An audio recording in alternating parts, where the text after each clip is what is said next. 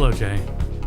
I got a bit to set up here after bringing all my shit with me, so it'll be a few more minutes.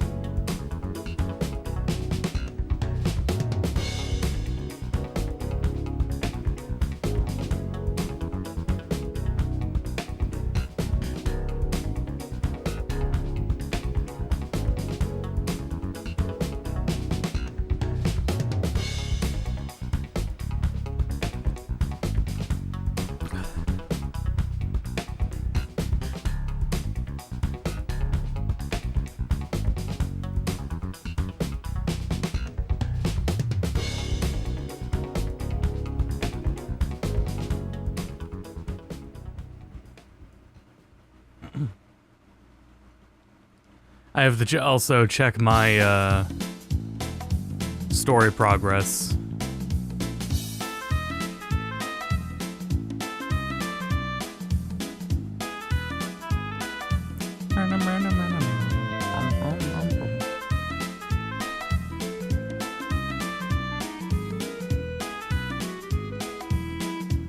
We're the video game.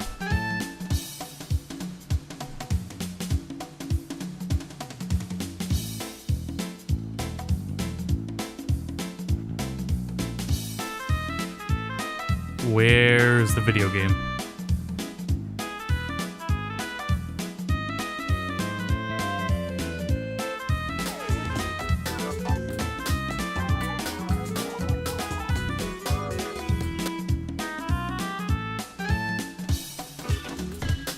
There we go. Are those colors right? Yeah, that's right.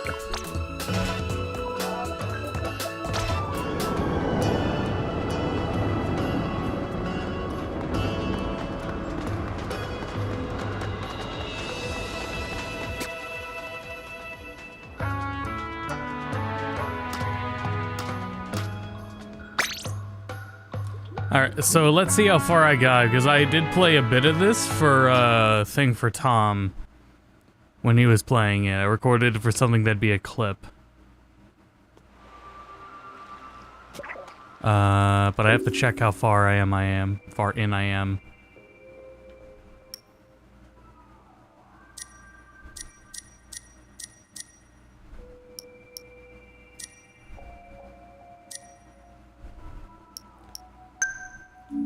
As far as I can tell, I've only been in the first area, though.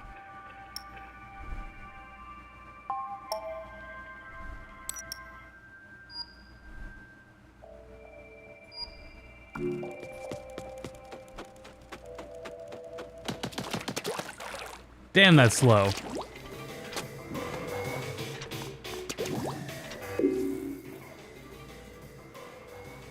Oh, this is very beginning.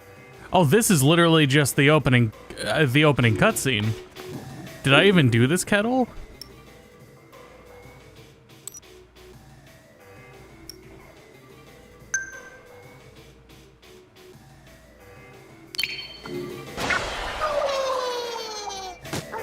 I'm not even sure I did this one. I think that's what the check marker's for. Let's hop in and see.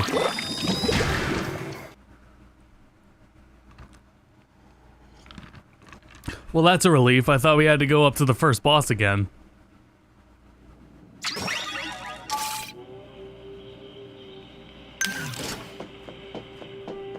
Burp, burp, burp. And I was gonna say, this even repeats the dialogue too when you do it. Okay, so start one more time, but this time from the other file.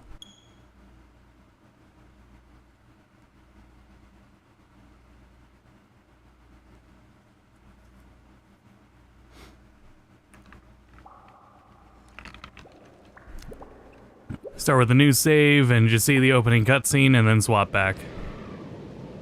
Oh yeah, the opening tutorial. Right, right.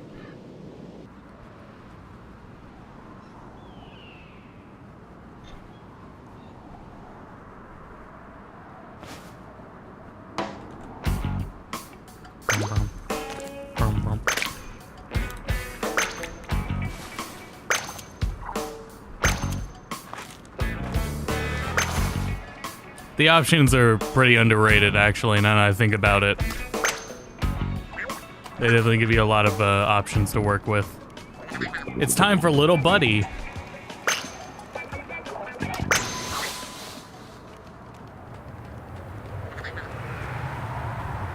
He's getting sweet out.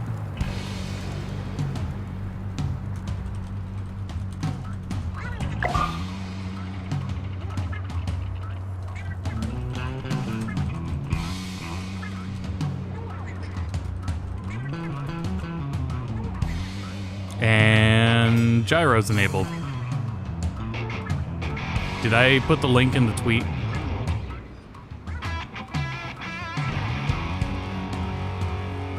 Goddamn tweet deck, so slow now. Yes, I did.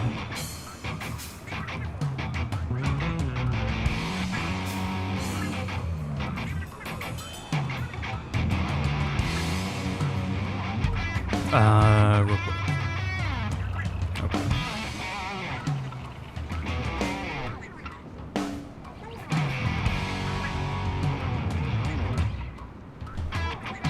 Okay, no options yet, so I can't turn that off.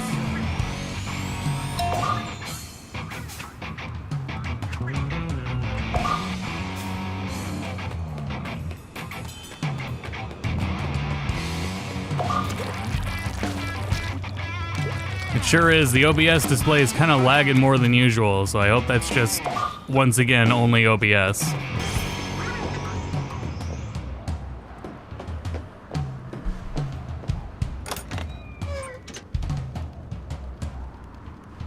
I gotta move this over, get my monitor set back up.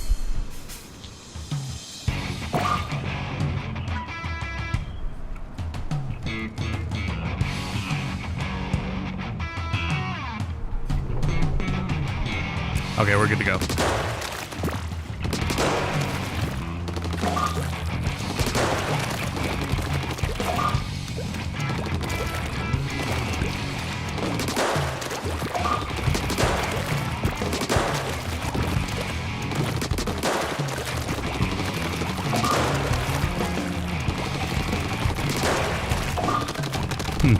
Actually, you know, there is something about how this game moves that feels different from 2. I couldn't tell you what it is, though. But after how much we were just playing 2, and now going to here, I don't know what it is.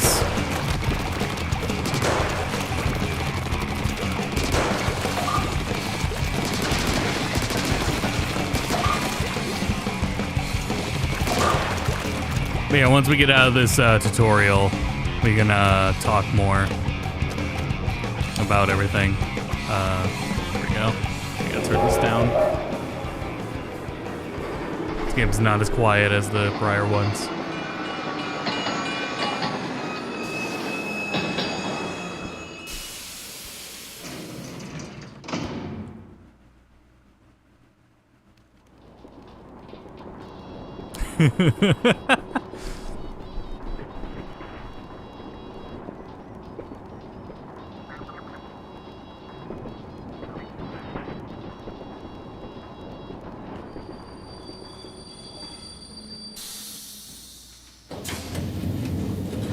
Conceptually, a lot of what warrants Splatoon 3, because, you know, we don't talk too fondly of it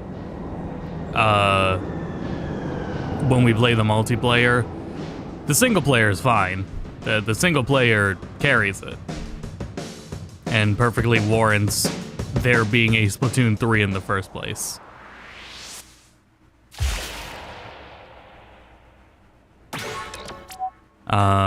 So we get to enjoy some of that. A lot of it is inspired from Octo expansion, but it doesn't hit the difficulty of it. Can't skip this one, so there might be something. Got some good news and bad news. Which you want to hear first? Good news, then I can pretend I didn't hear the bad news afterwards. Alright, well, if you can believe it, they're finally done rebuilding the train station. Seriously, it's actually done? Well, that's the DLC. That took forever. It's gonna be totally worth the wait. Now you can go to Inkopolis and back in a flash. So wait, what's the bad news? Folks from Inkopolis can also come here, our turf. Think of how hard parking will be. What? No, I can barely find a place to park my eels as it is. What if they're riding the train? Why would they need to park? Time for our next segment, Rumor Filet. What's the next segment? Sounds fishy.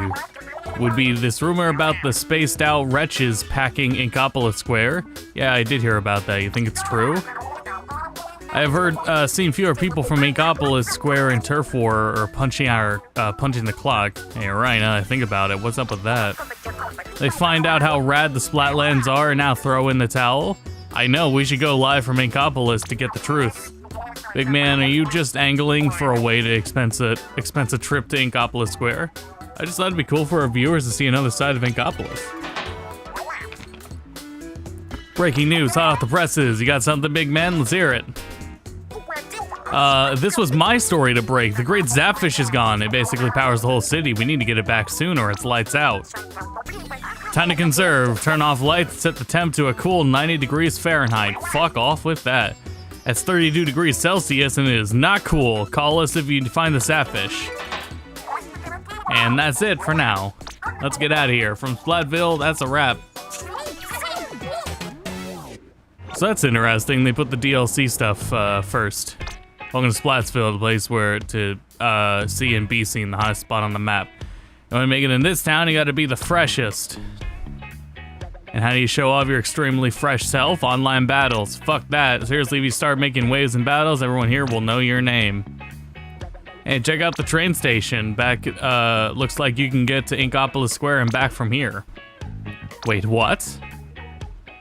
You're new here, and I didn't mean to alarm you, but this dude is seriously scoping you from the sewer. Whatever, it's fishy, but we'll get to that later. So where were we? Oh, right, battles. Time to inks. No thank you. If you want to go, you check out the lobby or follow that weirdo down the sewer. Up to you. Go get him. Full splat ahead. Oh, god damn it. Turn that off. I think that's what I do. Turn that off. That's good. That's all that's important right now. Also, while we're at it.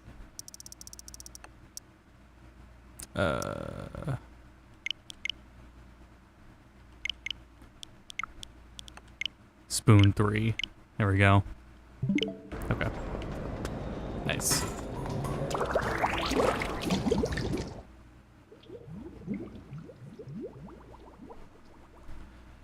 So yeah, we'll do the tutorial and swap over to my main save.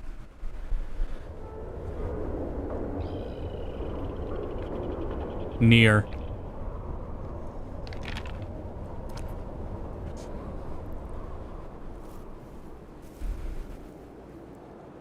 The Octarians. The Octarians are coming. Again. Did we do this once before? The old noggin ain't what it used to be. Anyhow, the name's Cuttlefish, senior advisor to the new Squidbeak Splatoon, at your service. That look in your eye, it's the look I've been looking for. The great Zapfish that powers Splatville has been squidnapped. It's the Octarians again. You can bet your bottom sand dollar on it. See, the great Zapfish has gone missing before, twice in fact, and those Octo jerks were behind it both times. I've been keeping an eye on them even though I'm technically retired, and with the eyes like these, there ain't much that escapes me. But they're still made off with the great Zapfish, and now we've got to get it back, right? That's a tweet about us. So, that was the job offer, kid. The pay is 0, but you might just save the world. You're in, right? Right? Of course you are, son. Today you are Agent 3 of the new Squidbeak Splatoon. Is your brand new hero suit? It'll help you fight the Octarians. Yeah, alright. Is there such a thing as something growing in the wash? It's a little baggy on you. Funny, I don't remember ever washing it, and our last Agent 3 was clean as a catfish. Now let's get to those Octo Clowns. I'm counting on you, Oh. You already got another agent here with you, huh? I'm fresh out of squid suits, unfortunately. But it's a salty little scamp, ain't it? It'll do fine. Now, where was I? Oh, right. Let's get to those Octo jerks. I'm counting on you, bucko.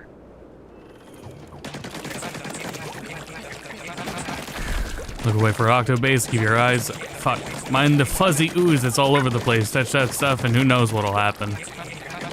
Alright, I don't know what'll happen. Floof. Instant body beard. Full body beard, whether you want it or not. And now there's one big pile of fuzzy ooze. That big old bubble on top is probably a fuzzball. I bet you could pop that whole thing, would poof, disappear, and I bet your ink will do the trick. But I doubt your ink will do the trick. Sorry about that later. For now, let's look for a way to get to the Octarian base.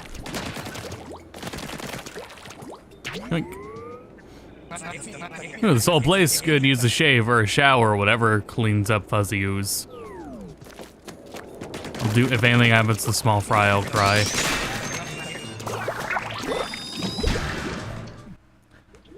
Small fry walks in. Oh man, small fry. That character, let me tell you. That character. Here we go, it's the real deal, Agent 3. Oh man. Let's just say, don't get too attached, Nina.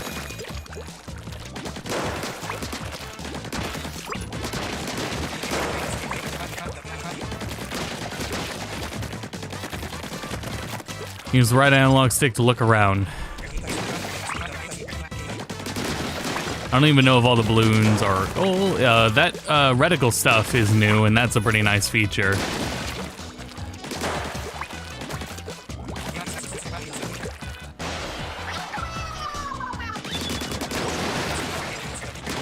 Blammo, that was something, wasn't it? They're called balloon fish, and they go kablooey and you blow them up. What's up, Rita?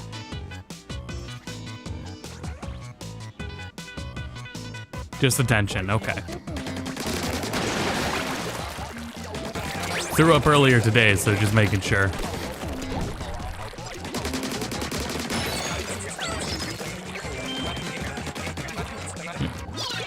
Go get a small fry.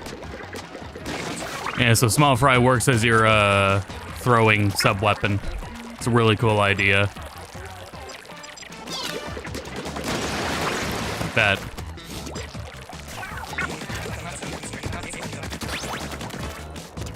Now that I think about it, you don't get them at all in, or like even an equivalent. I mean, that would be kind of, yeah, I don't know. There'd be a way to work that in multiplayer. They can figure it out.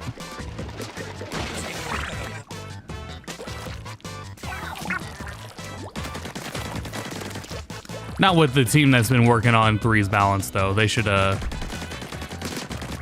not worry about that.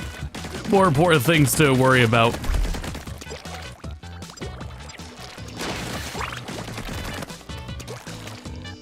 Oh, we got our neat little, backwards jumps in this game, too.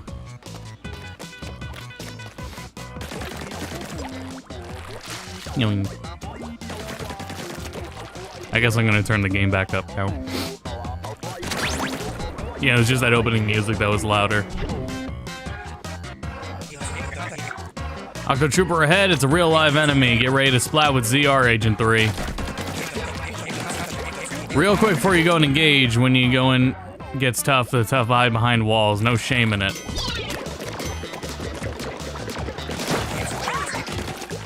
Giddy up, that was splat-tastic.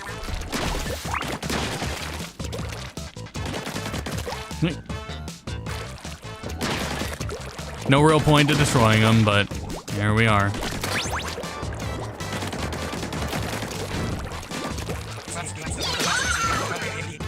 What's that, fishy?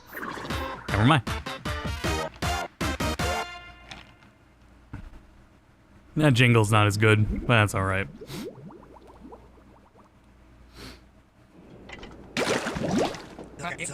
Well done, Agent 3. You remind me of a young cuttlefish, heroically saving the day. Anyway, the good news is that you got a zapfish. They're a source of energy on their own. But the better news is that the great zapfish may be up ahead.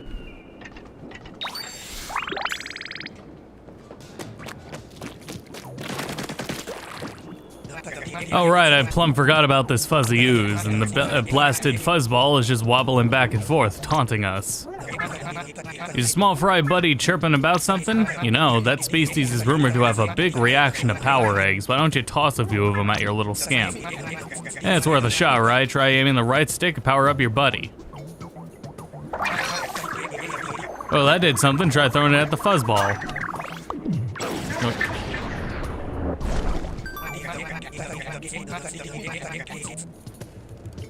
Look at that, it gobbled up the ooze like it was nothing. That little monster is quite an appetite. Anyway, it's cleared the path for you. Go on.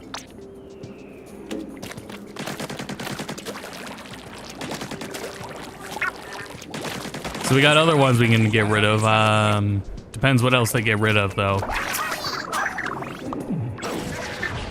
But you have a little freedom in what levels you do, because I could have just hit that fuzzball and moved on. Or we could just do this one.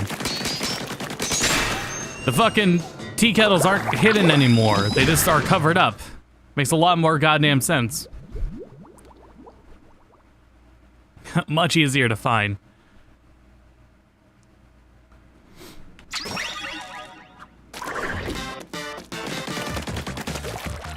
Well, anyway, I guess we'll start now. But yeah, had a lot of fun at Coliseum. For what I was on stream for was, let's see, what else was I on stream for? There was Mario Kart. That was that wasn't the first thing I was on for, but I was on during Mario Kart. What was before Mario Kart? It was something else. I think Tom was hosting. I think it was at the end of the first day, I think, and Tom asked me to be on it. Oh, no, we were playing Chaos Cookie. It was during the Chaos Cookie portion. And we had Guilty Gear. So I got to play a little Guilty Gear, which I was playing Guilty Gear beforehand, just in the green room. Because I found out Jared was really into it. That's a 8-bit drummer. Dude's really into Guilty Gear, specifically Pot. Very good Potemkin. He was really good. We also got to play some Grand Blue as well. It wasn't as much of his cup of tea, but he was still really good in Grand Blue as well. Very good Lil Wayne. But yeah, we got to play Guilty Gear beforehand, and it was like, we might as well just come on for the, might as well just be on for the stream of Guilty Gear as well. The thing was though, going into Guilty Gear for the stream was I started before, like a couple hours before it. Let's see, John also plays May. Nah, whatever. John also plays May, so I wanted to find some other new stuff that May can do in other Strive systems to show off what's different in Strive, because he hadn't played since X, Double X.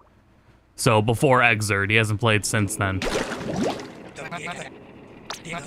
So I wanted to just, Octarians look different. They used to be a little more smooth, memory serves. Hey, I ain't one to judge a deadly tentacle creature by its cover. More power to him, but not really. Anyhow, as long as you're sporting the hero suit, you can stand up to any Octarian, bearded or not. Did you ever read did you even read the label? Here, I'll do it for you. You're wearing the latest in apocalyptic survival fashion. Avoid enemies and navigate the Splatlands in style with your own high-end sensor. Dry clean only. You gotta learn everything about your gear. That's another battle-tested rule of the battlefield. Things like May being able to jump off of her dolphin or just cancel it on the ground, right? Things like that, Wild Assault. The thing about that, though, is that doesn't really help the Potemkin matchup. You know, that doesn't really do much good for, like, being able to jump off of the dolphin doesn't help you fight a character who you shouldn't be jumping or in the air against anyway. John was really good with May as well, though. Because May is so, like, oh, whoops. Because May is already a really pretty simple character to pick up. Bearing you can do charge inputs, right? But still, you know, barring you can do charge inputs, you know. But there was a lot, like, just picking up that John did. It was like, I forgot May could just play like that. So I got a good reminder. May isn't as reliant on Strive's new systems or anything as others. At least not on the fundamental level. Like, and especially, like, against other characters like Potemkin. Now,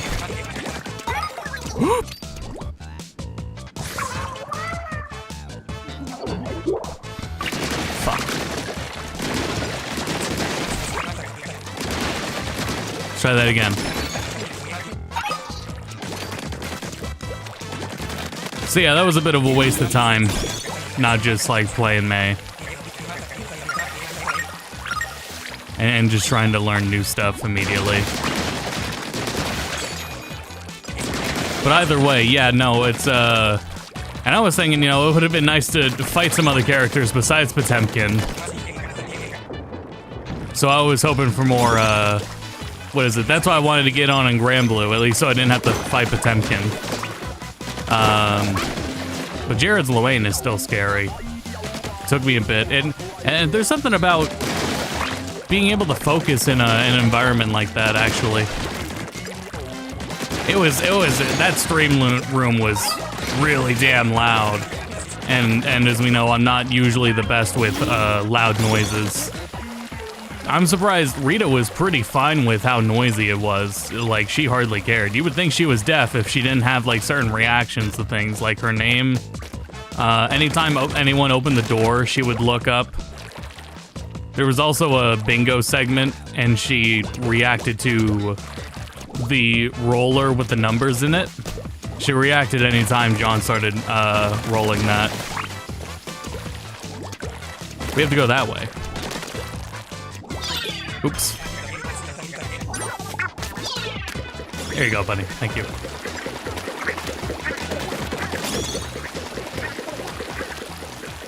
But yeah, at least we got some Guilty Gear in. That was fun. Again, still, like, as we know, Guilty Gear is not my main game, and it's not one I'm as huge to play, you know? If we were playing anything like Melty, which we will do soon, Melty, Tekken, Street Fighter, a lot more that I'd be more eager to play, like, offhand. But yeah, okay, so we gotta go over there and then jump.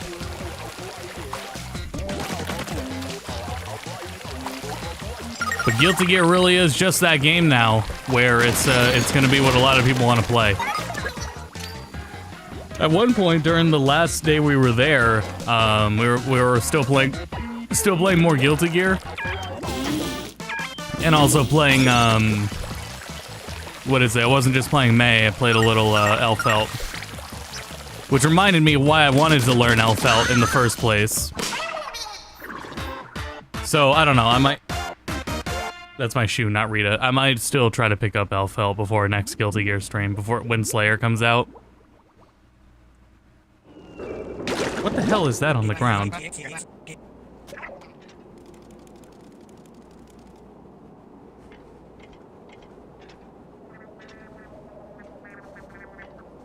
Hold on, Chad. I gotta look around for a sec.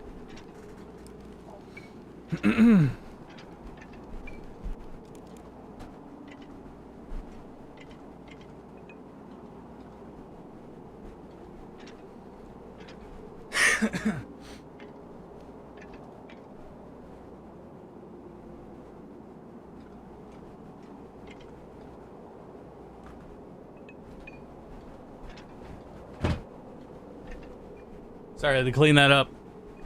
Alright. Anyway, Guilty Gear went well. John really surprised me. Now, I don't want to ruffle your tentacles any further than they've already been ruffled, but those fuzzy Octarians are freaking me out. I think we ought to consider calling some backup. Let me just fire up the old communicator. Check, this is Cuttlefish. Over, do you copy? Agent 2 here, over. Hey, Gramps, is that you? Where are you? Agent 1, this is Agent 2. Gramps has wandered off again. Over. Well, what are we waiting for, Agent 2? Let's go collect him. Roger that. Stay fresh. They just hang up on me? Agency stays, am I right? So impatient. Cuddle, I found you. Dagnammit, this whole thing's busted. Oh well. Come on, let's go.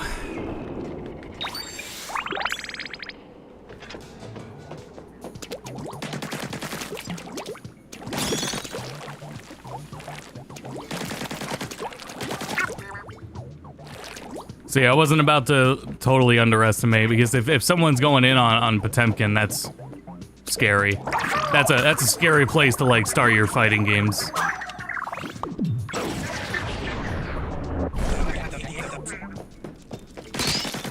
Another one. But that was a lot of fun.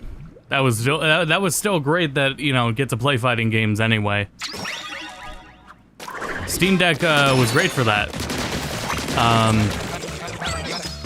Outside of Guilty Gear, also got to play a little Tekken with someone else there. Who for next time we play Guilty Gear, right? I'm gonna hit up Jared and our other friend. I will hit up about Tekken whenever Lydia comes out. So may have someone new for that. At least I'll try to hit up Jared because we still get a lot of people for Guilty Gear anyway, and those lobbies fill up. So, shit. I was telling him and everyone, you know, I'm already like not the best of the people we know and hang out with. So there'll be a lot more people that'll be fun to play than me as well.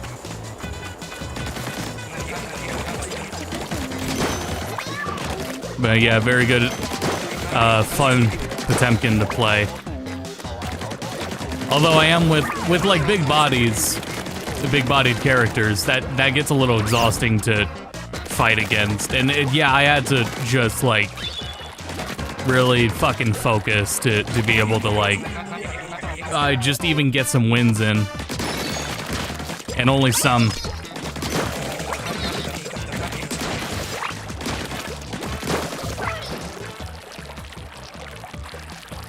But yeah, so I think that's it for like fighting games as far as all that goes.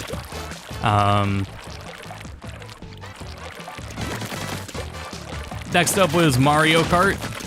Also a lot of fun. Rita once again around, and so yeah, every time I was on stream, Rita was there. There were very few moments where I was without her. The only times like she wasn't right at my side were when she was getting attention from someone else. And even then, she still had to be like constantly comforted. So I didn't expect like her to be that dependent on me. Like it was fine for sometimes to leave her in the room with Tom, right? She was fine there and it would eventually calm down. But if I was in like on the other side of a room, it took her a while, until like the last days for her to get comfortable. Now she's, you know, by that last day, she was doing a lot better. Like I didn't have to, as long as I was in the same room, she would just like be laid down wherever she was and just watch me. Shit.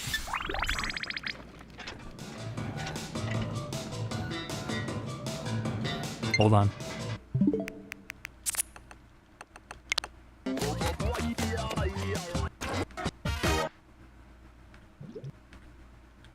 Almost there. You're on a roll. Nicely done, Agent 3. That'll be the last kettle, but do you see anything else that looks fishy around here?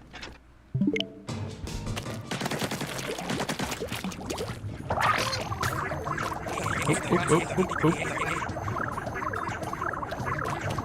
Careful, careful, careful. There we go.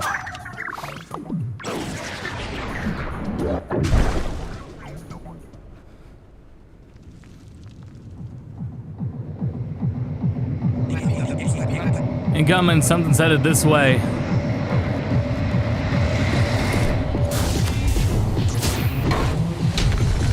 Toriyama-ass design. Finally found you, Cuttlefish. My Octarian troops have gone missing, and I know you're behind it. There he blows, it's DJ Octavio. Up to your old tricks, eh? Get the great Zapfish back. Agent 3, the dirty DJ, is the headliner of the entire Octarian army. Take him out. Quit spewing nonsense and listen up. I'm about to drop my latest hit. Right on your smug little face. Octobot King L3.GS.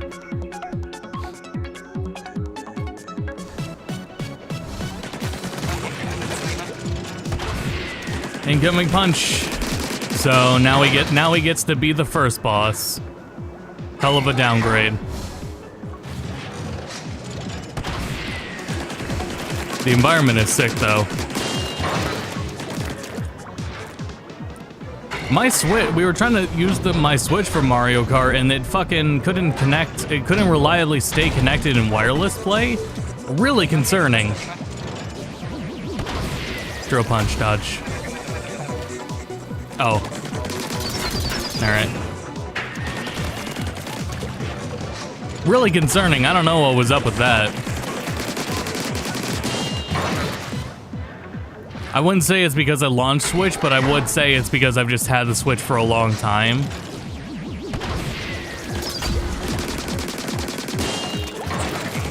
And I guess that had to do something with it.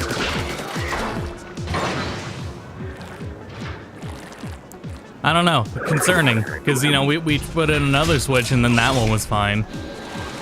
I guess it's not a huge deal though, new Switch upgrade, probably next year, so whatever.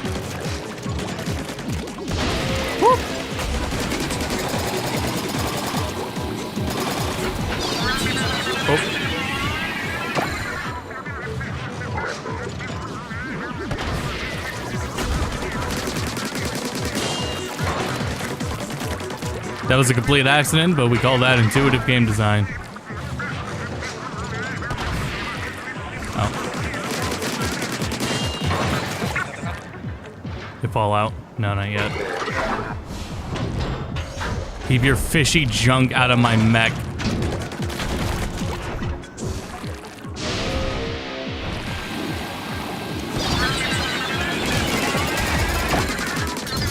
Damn. So then we also got in third game I was on for, third segment was Mario Wonder, because that was just, well, that was just everyone on, and it was like, you know, might as well. I just thought like, my main concern the entire time was Rita's fur, Rita's messy fur. I wasn't concerned about anything like noise or being a distraction from Rita. My only concern with Rita was her leaving fur all over the set.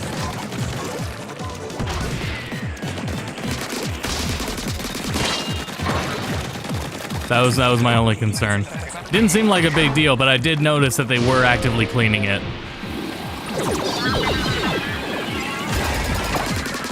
Damn. And I can understand that, because that's goddamn a lot of fur.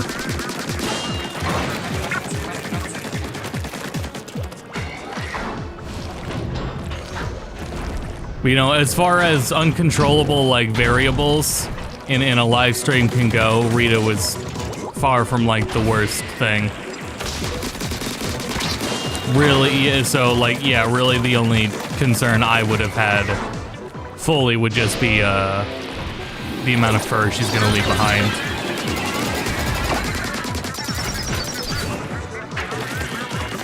And there was someone on tech who had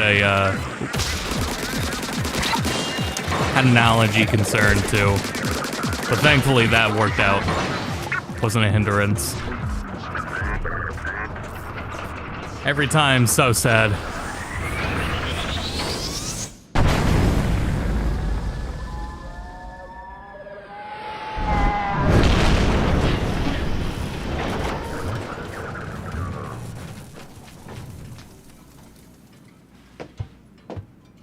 What's up? No fair. Your gear is way too strong. You put on a weak show, Octavio. Your set list is getting old, or maybe it's just you. Seriously, that was too easy. It's like you weren't even using the great Zapfish's power. You did fool. I didn't steal the Zapfish this time. What? You didn't? But it wasn't you, then who was it? What the what?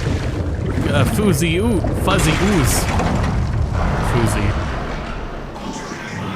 Agent 3, help me. Oh.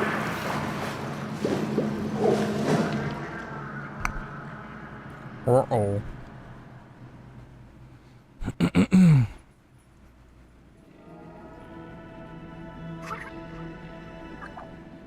Wonder who they are. They can't tell from the disguises.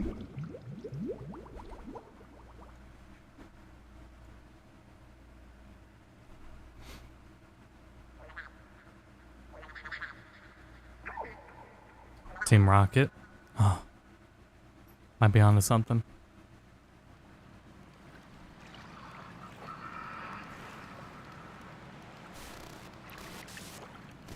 Spoon 3.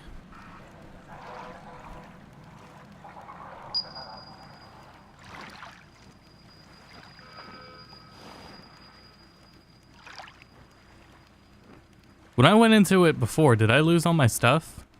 I mean, when I loaded my other save. What? Oh, the gun's just that small. Hello, hey. Here we are. Agent 3, over here. I'm glad you're alright. You are Agent 3, right? Gramps fully enlisted you in Small Fry? Yeah, I knew it. I see the look in your eye that he's always looking for. Oh, it's nice to meet you. I guess we should introduce ourselves. I'm Agent 1 of the new Squid Beaks platoon. Hey, I'm Agent 2. Come on, Agent 2, get pumped up. Anyway, the last crew member to introduce, this is our captain. We're the new Squid Beaks platoon.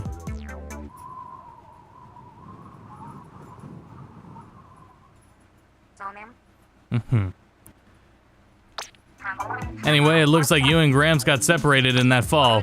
This place is huge and filled with that horrible fuzzy ooze stuff, and now we have to find Gramps before he, like, tastes it or something. Oh, you're making it sound like it's not gonna be fun.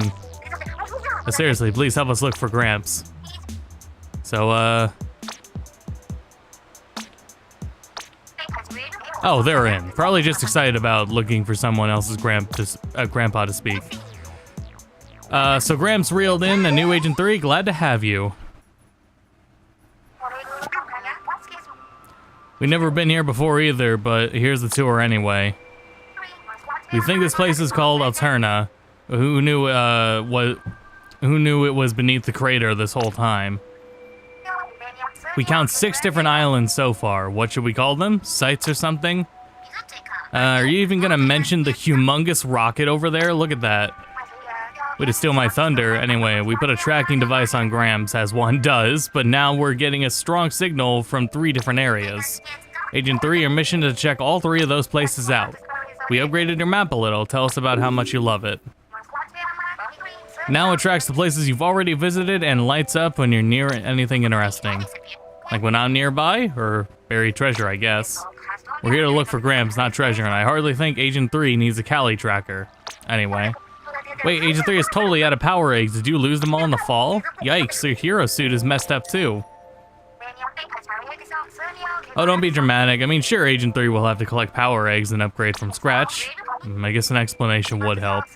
First, they need Sardinium to unlock access to different types of upgrades, and they spend the upgrade points to do actual upgrading. There's gotta be Sardinium down here in Alterna, right? If anyone can find it, it's Agent 3. Wait, did you tell Agent 3 how to actually get upgrade points? No, I'm on it. Agent 3, just ink lots of stuff and find items, and I guess it isn't rocket science. Which is a shame, because it seems like we might need some rocket science.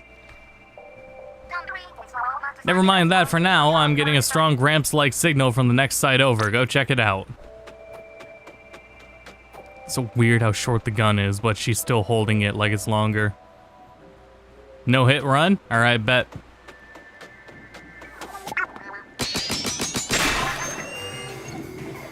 Yes, let's go. I do like how Captain 3 uses the OG Agent 3 design you chose in the Octo expansion. Yep.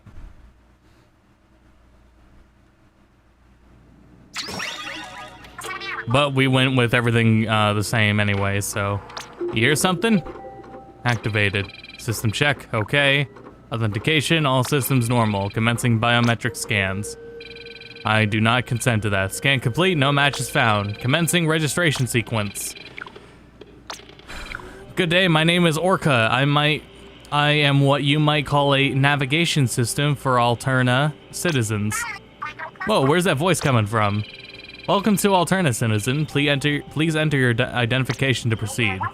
Like it's setting up a phone for the first time. I guess it just follow the instructions, Agent 3. Processing, ding. Your name has been accepted. Thank you for registering, Agent 3. Cool, looks like it's official, Agent 3. My circuits are designed to measure your intellectual and physical prowess as demonstrated by your ability to complete missions throughout Alterna. In each mission, you must reach a goal mechanism or complete an objective. Extraordinary citizens will complete many missions and receive many power eggs. You can expect a substantial power egg payday in particular for this first mission. May your enthusiasm result in success, citizen. Is all that gonna be on the test? Because all I really heard was power eggs. Seems like an important part. We'll need plenty of those if we're gonna find Gramps. One last thing, as you complete missions and become ever more exceptional citizen, you will naturally gain increased access to the Alterna log. Do not attempt to share the Alterna log without permission. Please handle the information with care and please consider this a threat. Have a nice day. Alterna log, huh? Well, something's been added to your menu. I want to peek. But I won't. I guess all we can do for now is collect power eggs and work on removing the fuzzy ooze. I mean, all you can do, Agent 3. Equipment initializing. Please select a weapon for this mission. God damn, there's a lot of dialogue. Mission will begin as soon as you pass through that gate. If power eggs are required, you'll be given an opportunity to make your payment before entering. Best of luck, Agent 3. So that's it then? Great. Come on, Agent 3, let's get moving. I was going to, as soon as I got hit, close out of the game and then swap over to my main save. But there might be dialogue as soon as we get out of this first level. So we shall wait.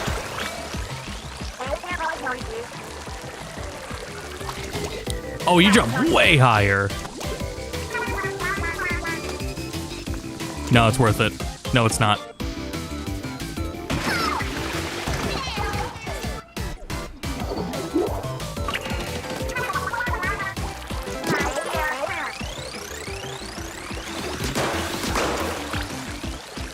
I want that.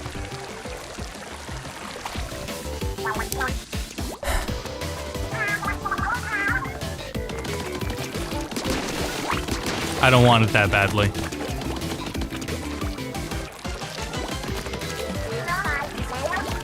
This is a lot of stuff going on. This way, Dame 3, you got ink and small fry. Start inking and shit. Not where we're starting. I feel like I always start to the right.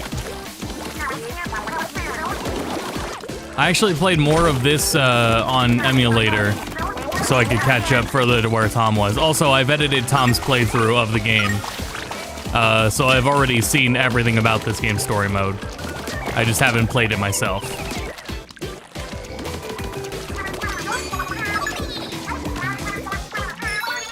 Try Zuka. There we go.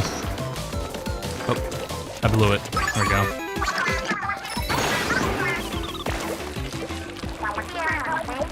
There's a key.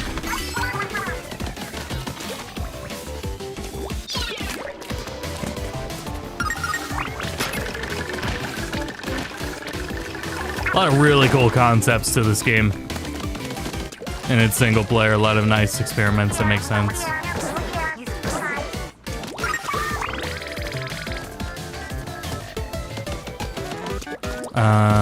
That's for where we need the keys, so we need 3 keys in total. I was gonna say, I'm not actually sure if the order matters too much. Got a little Roomba doing work over there.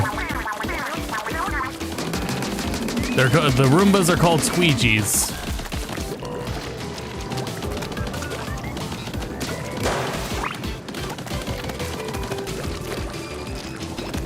Alright, there's 2.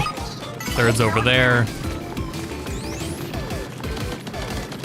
That's just for that.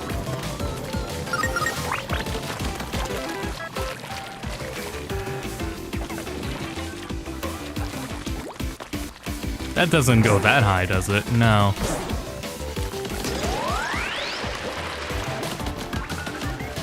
What did Mary say before? I mean, I can do that. Oh, okay. That was all. Oop.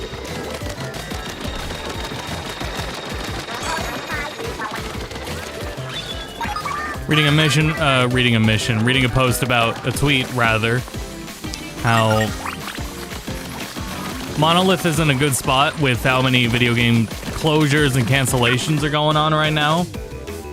Because Monolith doesn't put out, like, best-selling masterpieces, but they do also are, like, extremely necessary because Monolith has helped out on Splatoon, Animal Crossing, and Zelda during the Switch's lifespan.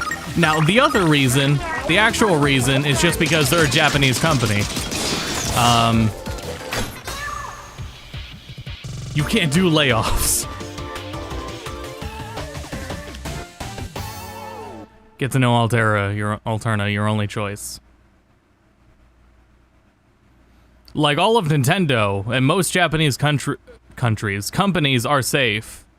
The only concern that goes on there, and because this is having an effect in Japan too, is oh, Callie moved, huh?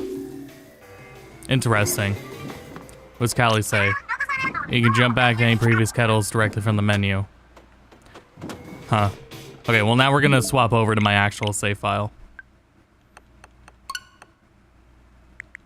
Means Zeet.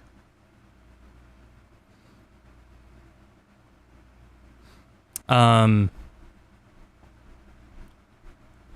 video game crash that we are currently in the middle of, that is actively going on, the current video game crash, mostly affects Western developers, and European is affected in that too, impacted in that too.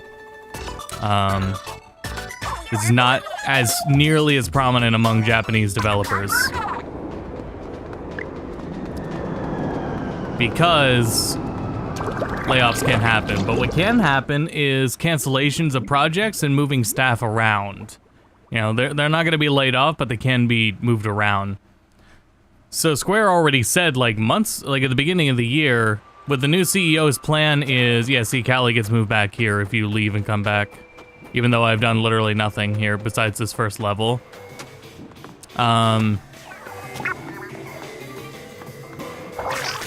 So, wow, that costs a lot. Well, fuck me, I guess. Scroll. Have fun reading that. Upgrade point.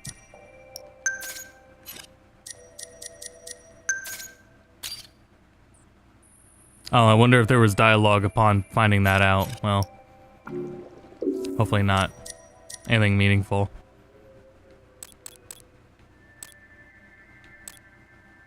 We need Sardinium for that. Oh, we need Sardinium for that too. Okay, nothing to worry about.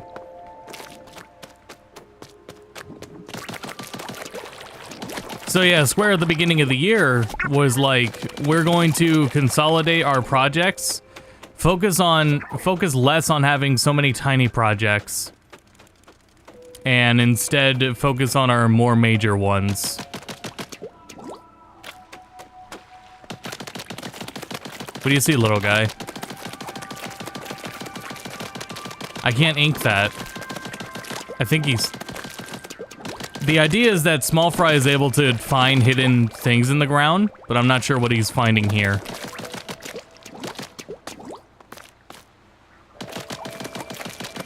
I feel like whatever there is would be elsewhere.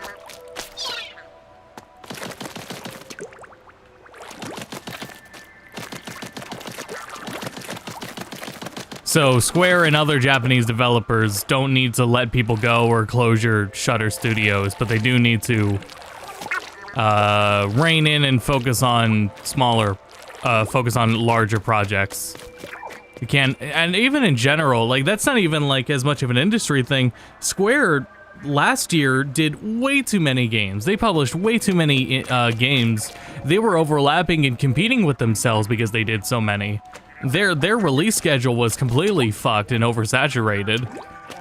They released so many smaller JRPGs with overlapping audiences all right next to each other. It was pretty wild that they did that.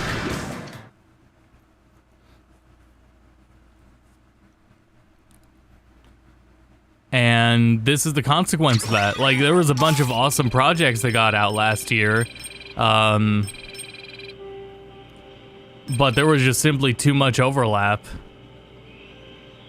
And the release schedule ended up getting, all, like, oversaturated. And they can't delay, like, games and space them out. Because when you do that, you're increasing the budget of those projects because you're paying the staff more for those days where there's nothing else to really go off of. The game's done, right? But you are still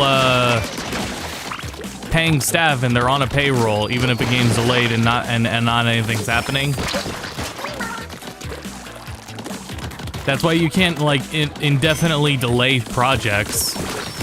Is because that is still delaying those projects still increases budget.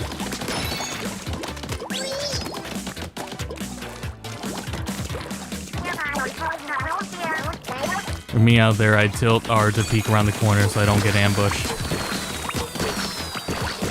Thank you, Mary. And hello, Streetcar.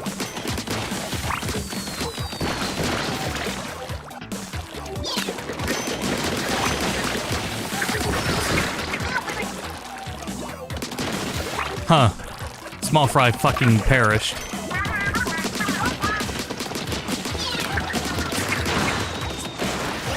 Like, immediately perished, too. Jesus Christ. Music in 3 is so good. There was, like, a music guessing thing going on in Coliseum. And one of them was for Splatoon. I think I could base that off of which Splatoon game a song. I probably know them offhand already, but if I didn't, I think I could know them just by like the quality of them.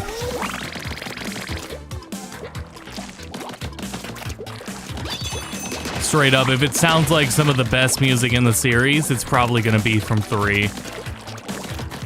I feel like that's a pretty safe bet.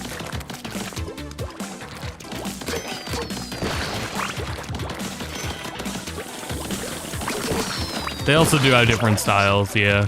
Definitely like 2's Calamari Incantation, definitely. And inbound agents, that open space like that is found for trouble. She didn't say that, but... Oops.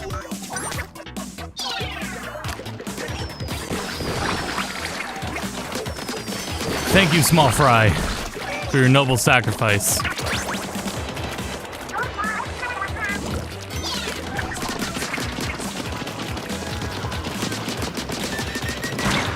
Well, that sucks.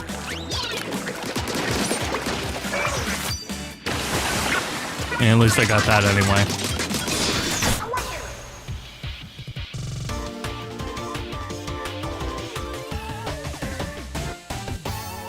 So yeah, this is really just a Western developer issue, Western publisher issue.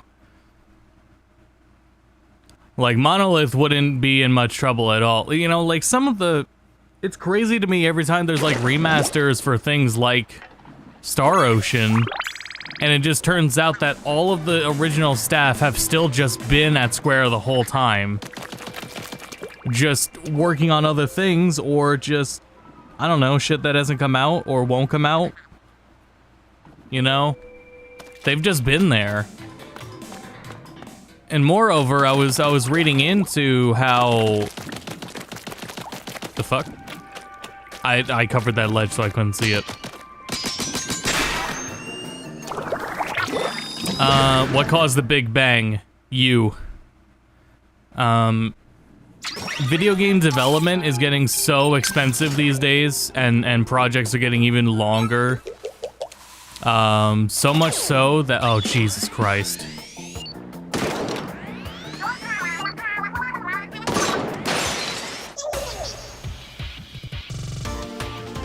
Well, we are familiar with that level concept.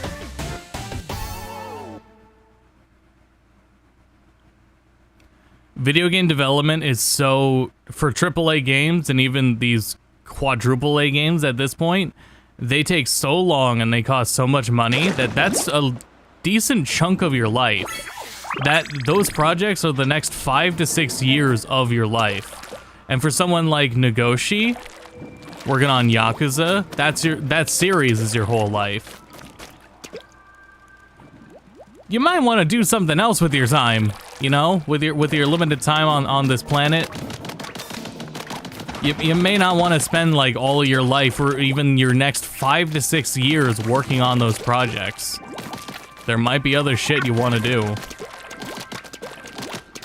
So, oh, nice. A lot of Japanese developers leave of their own free will because they don't want to be tied down to projects that are gonna take up and consume the next 5 to 6 years of their life.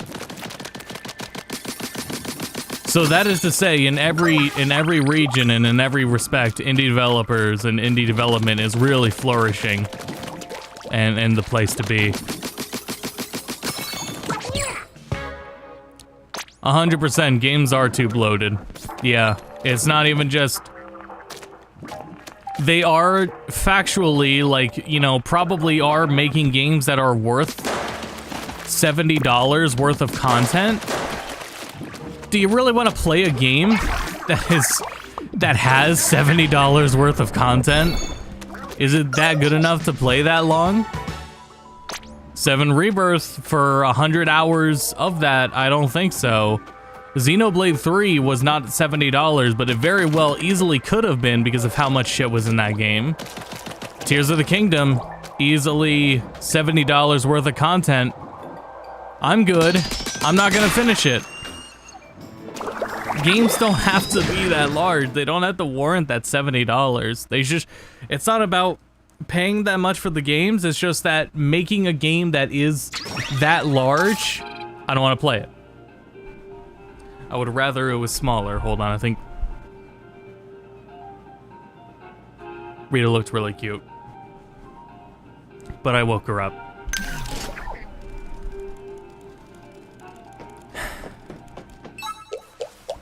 Unfortunately, we will probably be buying Mario sports games for $60 still.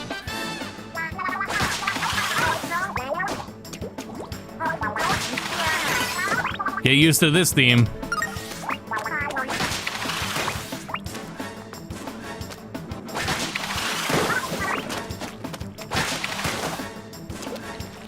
This super is so cool for for single player, but goddamn is it frustrating in multiplayer.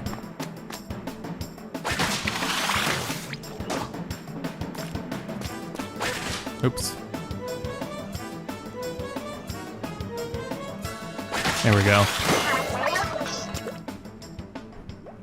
People with thousands of hours in the games, $20 with content. Yeah. Only so spreadsheet games like Solaris or Civilization. There are people that will 100% Tears of the Kingdom. I think that's madness. I think that's not okay. But there are people that will do it.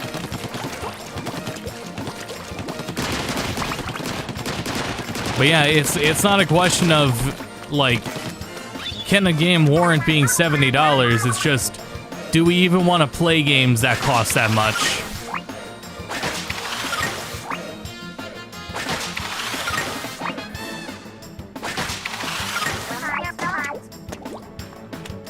I don't.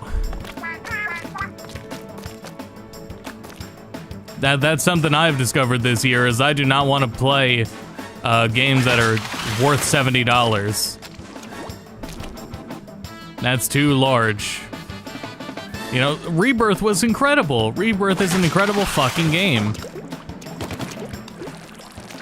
I'm not gonna 100% it, and that still sucks, because I still wanna, like, complete some of the stuff in that game too and go back to it. But holy hell, I don't wanna bear it. Most of that was just done for the sake of completion. It wasn't done because I was actually, like, as actively having fun. Not for 100%ing. A lot of those mini-games, like, on the surface and for a casual playthrough are perfectly fine and fun. When you're trying to complete them for, like, completionist stuff, or all the side quests, fuck no. Like, the fighting game at the Gold Saucer, Fuck no. I dropped the controller immediately after everything I did in that game, and now you're asking me to do this wild memorization for the fighting game and the gold saucer? No, I'm good. I'm good.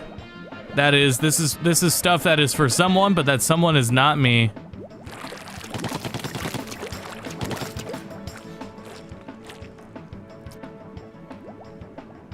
Think of a last game I beat that was $70. Ghostwire Tokyo was $70 fucking dollars. Well, you know, maybe not all of us justify $70. That still sounds like that, and that's not a bad game. That's just not a $70 game. Oop. I have a job. You know how large the backlog is?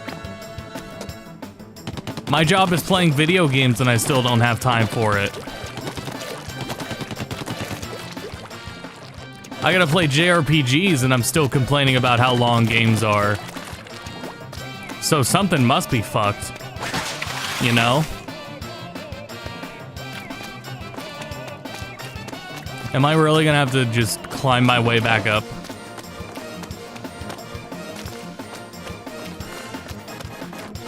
$90 Canadian, $70 US. There's no way it's like... Was that price adjustment? Hold on.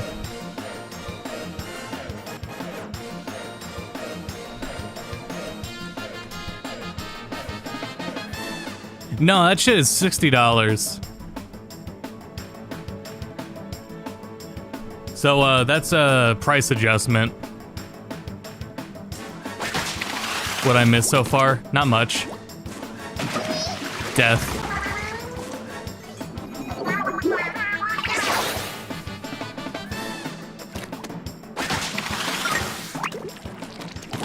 Yeah, what, like, Persona...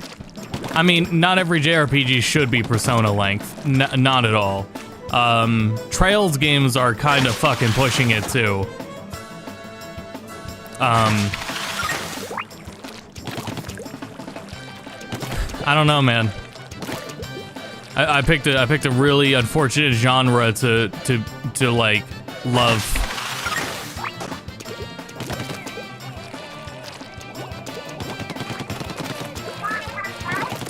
So far I talked about the games I played at Coliseum, or the streams I was on.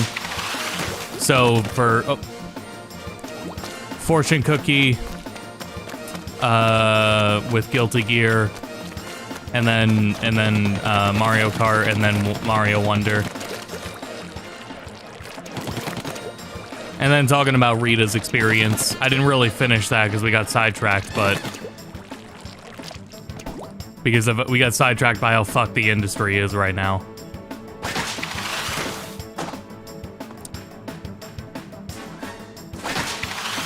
But yeah, 100 hours is still, even for JRPGs, I would prefer them not all to be Persona length.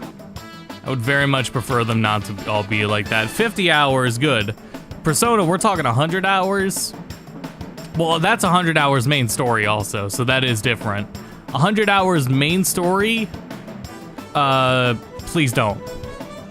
Side stuff, that's the thing, at least with Rebirth, you know, that's optional. But even still, that's still, like, too much. You know, I don't, like, the average person's not gonna be doing that. And putting that content there to, like, for, like... I said with Xenoblade 3, I want to do everything that's voiced, but there's a lot of stuff in Xenoblade 3 that is voiced. There's a lot of it. That includes leveling all of the blades and all the jobs tied to them. That's still way too much gameplay. That's like 200 hours easily. Tears of the Kingdom is easily like 200 to 300 hours. Fuck. You know, that's we're going beyond 100 hours. Oops. Shit, I need their tutorial dialogue again.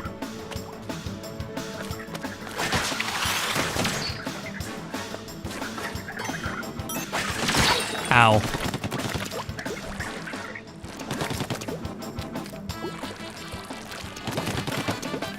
3 games top of the system. At least like a Spider-Man and a God of War. Maybe a Last of Us as well.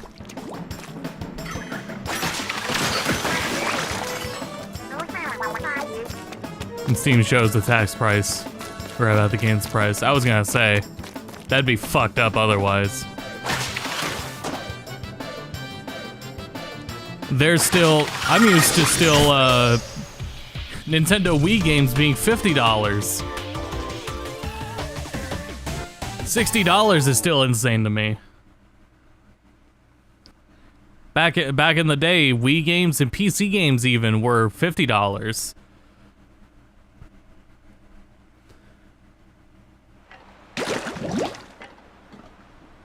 Even when the PC games were like basically identical to what was on console, they were still $10 less for whatever reason. But those good times are gone now. Now it's all DLC and microtransactions and chicken nuggets.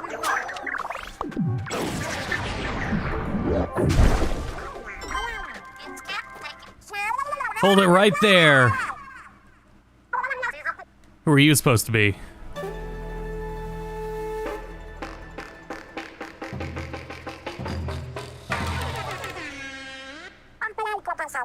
We're not supposed to be anything. But I'll tell you who we are. Say it with sizzle, I'm Fry. You think you're cool? Sharks call me fuck, shiver. I make money, get fish quick. Big man in the house. The Splatlands are our turf, only we may loot here. Yeah. We are deep cut.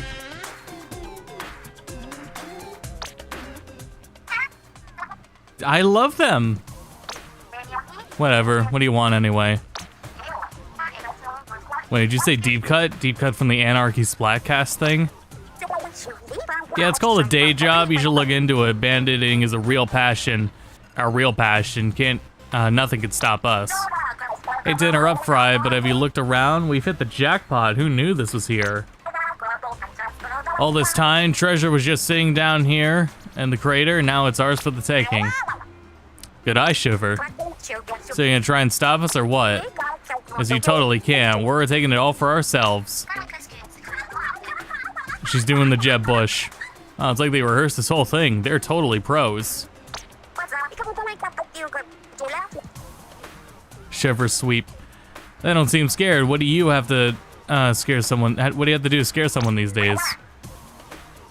I got a little bit scared. Not that anyone asked, but I'm over this conversation. The treasure is ours. I'd wish you luck, but I don't want to. Catch you later.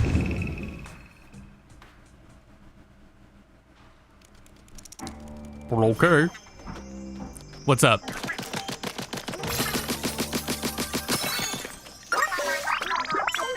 Oh, what else you got for us, Small Fry? Hi, Small Fry. Anything else? So yeah, all the levels are optional in this game because all you have to do is get to these tunnels right here. I'm right here with you, Agent 3. To your right, you can see a mysterious fuzzy rocket in the distance. Oh, that's a new sentence. We're almost there, get ready. And the second set has a lot going on, doesn't it? Whoa, Agent 3. Seeing a strong reading from way up there. Could be Grams, let's go check it out. Watching Godzilla King Kong last weekend and literally have the monsters at the Jeb sweep pose. It's a good pose.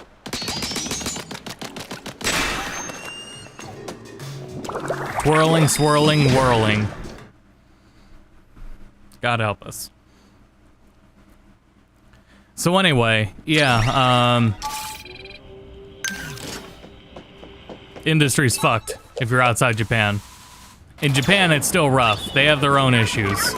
That's not a crash. That's not as much of a crash though. For the Western industry, this is a crash. And we are experiencing it in real time.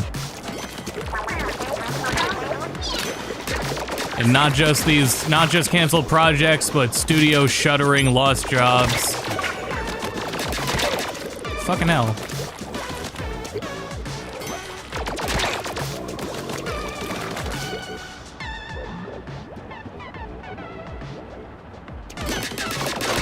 Damn.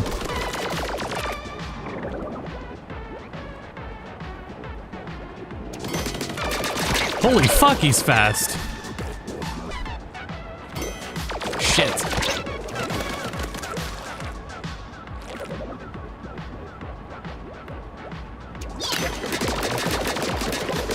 Oh, okay.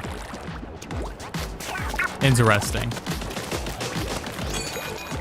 Well, now we know.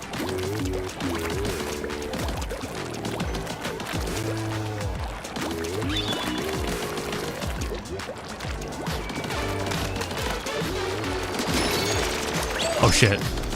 I was not paying attention. Man, that's a lot cooler use of small fry as like a side thing than rather how they used to do the...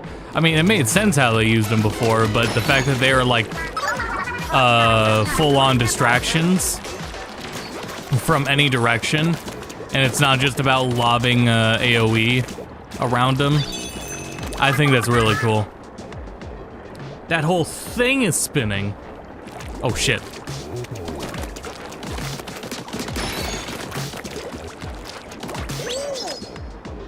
You don't see me. You don't see me still.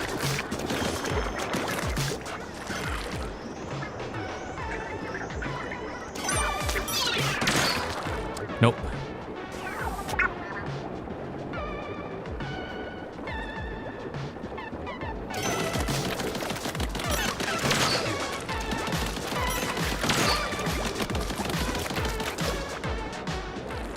You don't know where I am.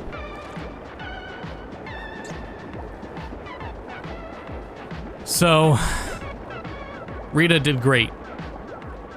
Not as bothered by... I was more bothered by all the noise than she was. She was well behaved. I'm glad she did so well on stream, though. There's a lot of variables. She's getting up there in age, and if I'm invited back next time, it's got to be an if. I really shouldn't assume that. If she is there, or rather, if there is a next time, it's unsure right now, like, if she'll be healthy enough for it, you know? That was the big thing, is this might be her only chance to really go. Because if I wouldn't have brought her if she wasn't healthy enough to go, with her getting up there in age and being diabetic, you know? Thankfully, the stars aligned for this year, so that was great. But, you know, it's gonna be, it's a situation I'll have to deal with another time. Because it's not like I want to pay for boarding or pay anyone else that's going to manage her insulin. I would feel most comfortable if she was at my side like she was this time. But if she's not feeling well to where she would be a hindrance... Oop, what do we got, buddy? Then she just shouldn't go. Plenty of who's got pointy ears and some extra power eggs for you? This girl. Thank you, Callie. Everyone loves a good cork. Yeah. We'll see how she does, though. She had out of that whole weekend, like 2 accidents. Because she is small, bladder is not as stable. She is small and she is old, so bladder is a concern. Ultimately wasn't a huge deal. Could be worse in a year. But she was, man, she was constantly outside and walking. Oh. Rita got more excitement and exercise in this single weekend than she has in her whole life, period. she was all over the place and went on so many long walks, and she didn't limp at all. She normally limps a bit after like a good long walk or playing BALL. She'll limp for a little bit. And here she didn't limp at all. On the last day, I noticed she was walking slower, and I didn't realize until the end of the day that she was walking slower because her harness was on wrong. So I started panicking and having all this anxiety over her, because she's starting to walk slower. It's like, was this even a good idea to bring her? And then I just realized, her harness was her harness was just on wrong. So, not a big deal. And then I fixed her harness, and then she was immediately back to trying to walk around to get everyone's attention. Immediately, as soon as I fixed it, she was just getting up and looking around at more people.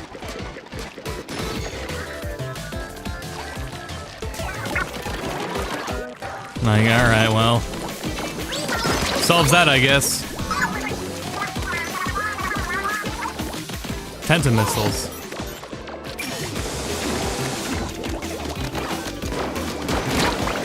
Damn it. She loved all the attention. She has never gotten that much attention, that much energy, or had that much energy, or get that much exercise in a single weekend ever before in her life, period. So it was a very once-in-a-lifetime opportunity, and maybe the last chance for it, really.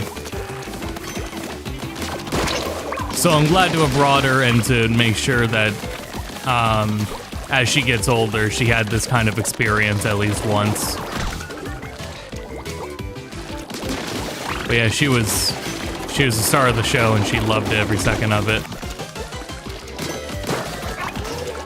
Very much you start petting her, it is now your full-time job. There were some people, as we were just straight up sitting there for like at minimum 10 minutes petting her. Because the second you stop, she looks at you like like you're guilty of something. Like you have failed. And you have not given enough. You must forfeit your mortal possessions. Material possessions. And your mortal life. And that is just the least of her demands.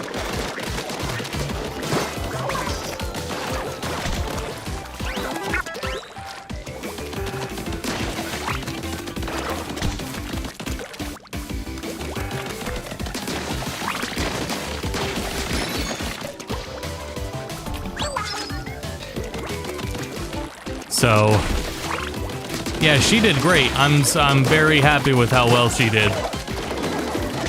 I'm glad nothing major happened either. I had a bit of anxiety on the drive home.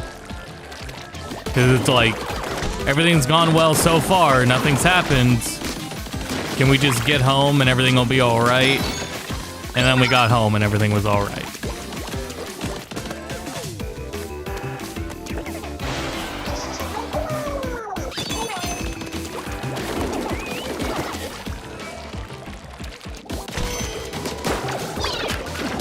Yeah, Social Security is really failing us.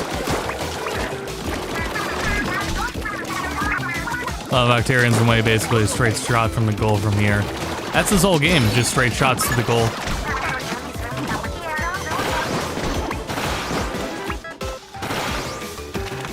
Damn it. Well, we got two out of the way.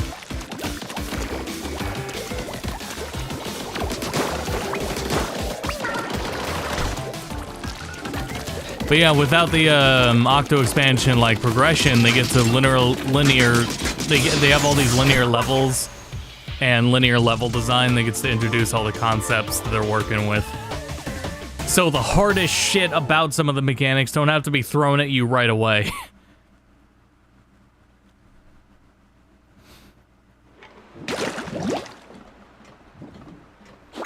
Ring. So let's see, we gotta go up. This is also, like, there's tons and tons of levels, but we do get to skip practically everything. We don't have to do anything that isn't immediately in our way. Like, I could skip this one. I could skip this one because we have enough, power eggs to feed our little, small fry. Boy, small fry.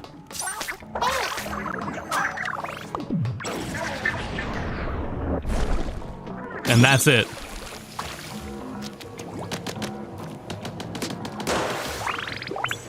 Nice. I'll do this one anyway. There is a very certain song I do want to find and make sure we hear at least once among these levels.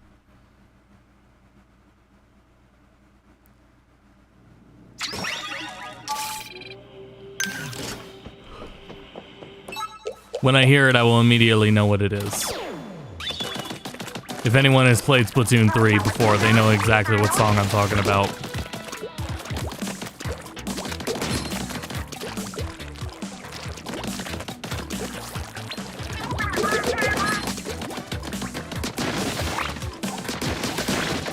Oh, so with these blocks, yeah, these are just a completely different mechanic block from the prior ones. God damn.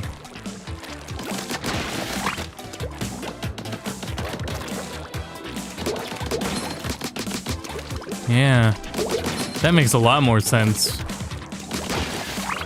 Yeah, because I always thought those blocks retracted in the prior games, and then they weren't, and I was like, oh, they must retract in Splatoon 3. But no, the retracting ones are completely different blocks entirely. So yeah, Rita did great, really proud of her. She's proud of herself as well, so.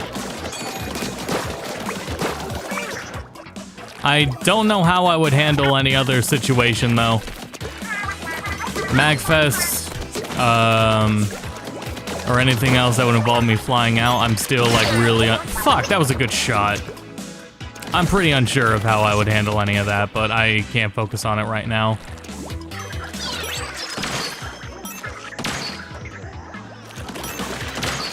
Keep on him, small fry. Thank you.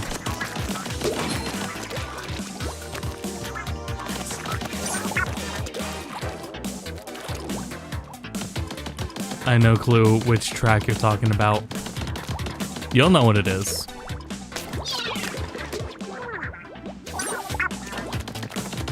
Really? Oh, whatever.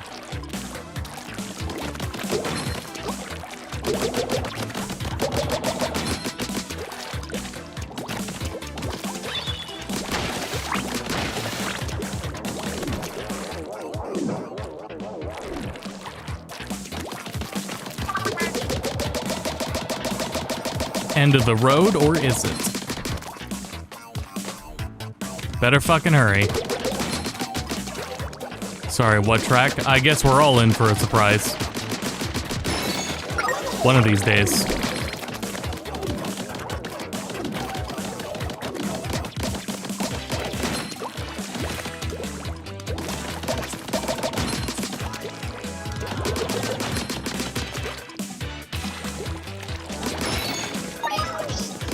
How many keys did I need?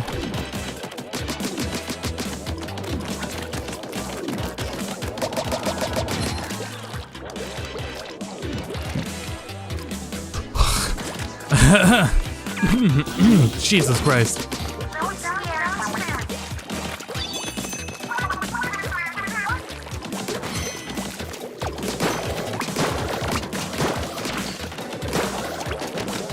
Complimenting their own sound team.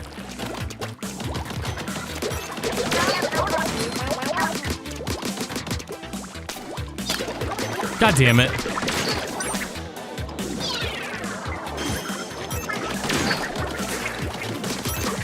Yipes.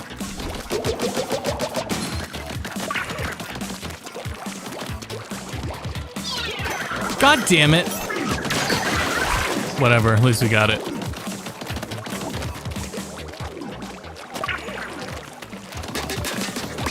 Feels like jumping was supposed to be a mechanic in Splatoon half the time.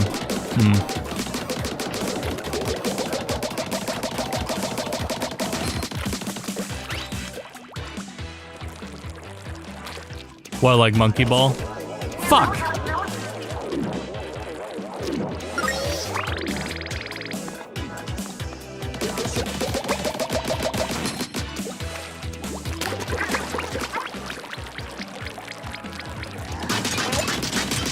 Alrighty.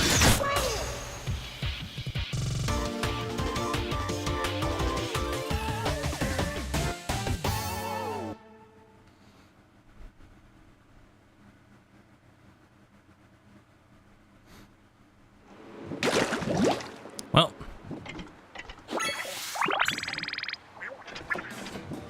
What's in the menu? Oh yeah, the upgrades. I've only got one Sardinium. Small fry HP.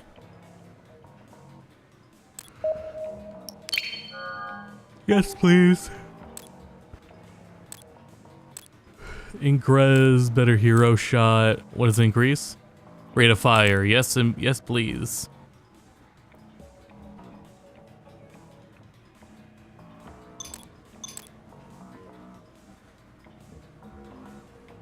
So then this is...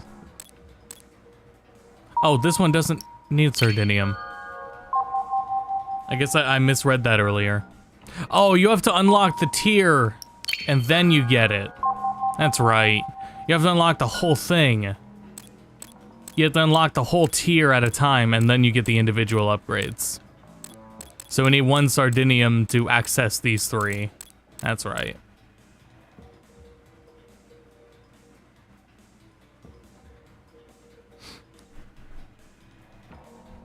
Okay.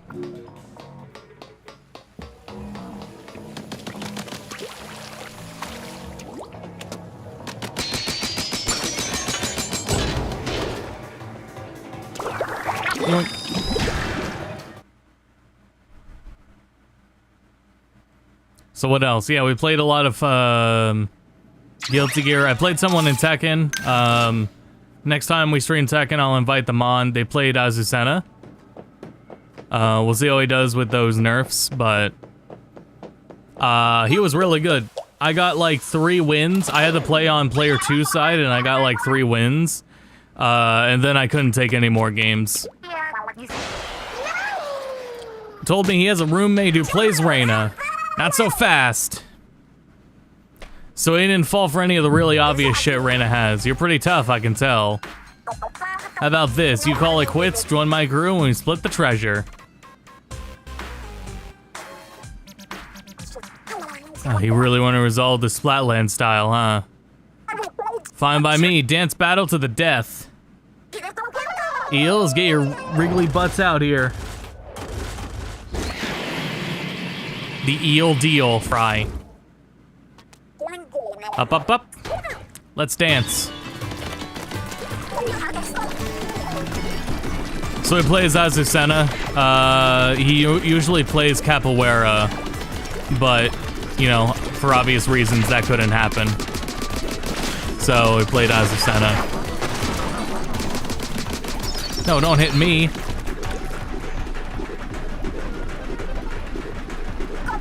Yeah, it is kind of just the corpse of it, huh? That is kind of fucked up. Oh, shit.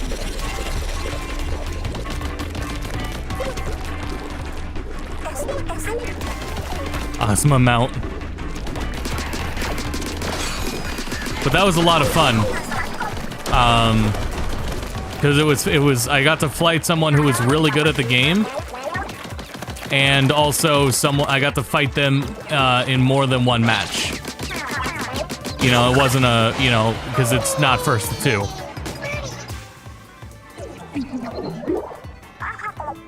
Alright, not bad. Ready to feel the pain. Now watch this.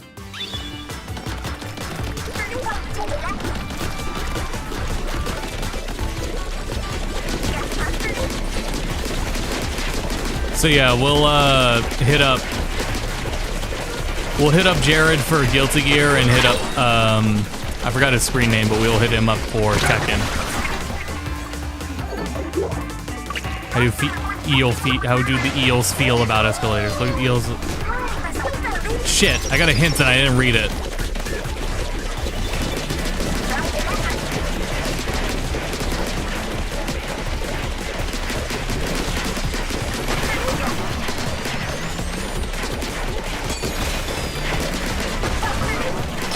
Oh fuck, they just strayed home.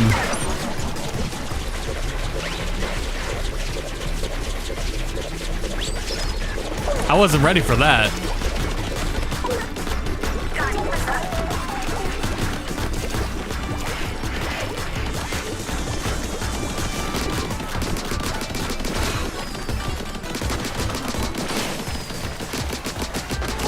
That enough?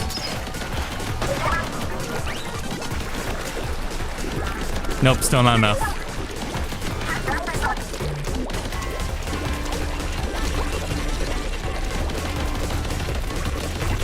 Yep.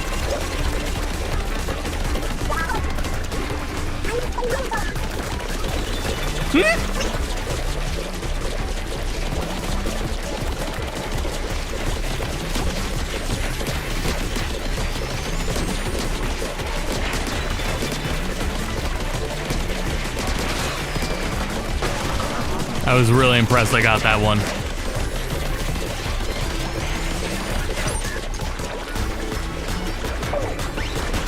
That one's way too hard to hit him. Yeah, I'll just wait until they do the other phase.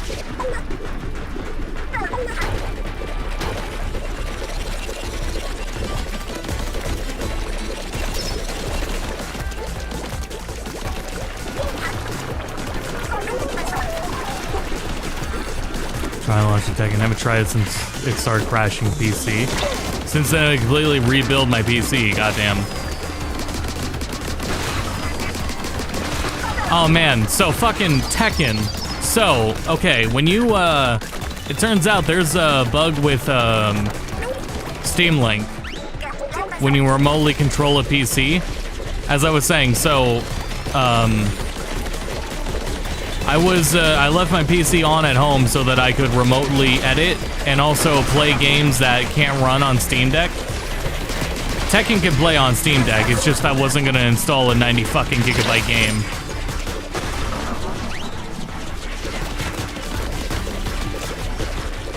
God damn, this space sucks. So, it turns out there's a bug with Steam games that have splash screens on Steam Deck when you remotely control them. If it has a splash screen and you close out of the game after remotely playing it,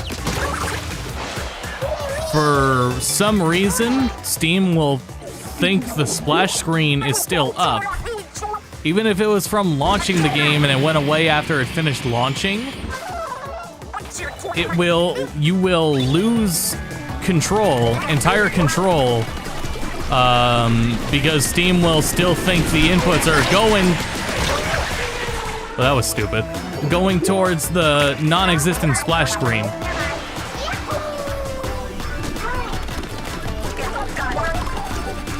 So I had to,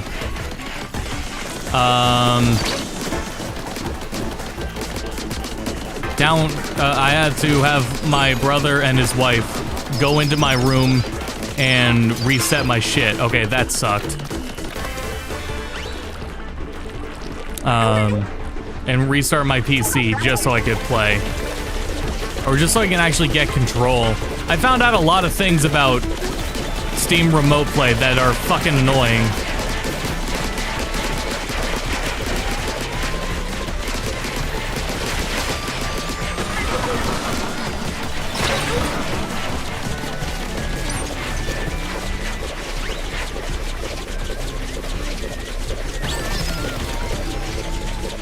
Things about remote play, so I lost control over that. If you have a game that like, if your PC, the PC you're controlling needs like permissions, like admin rights, you can't use Steam Control during that.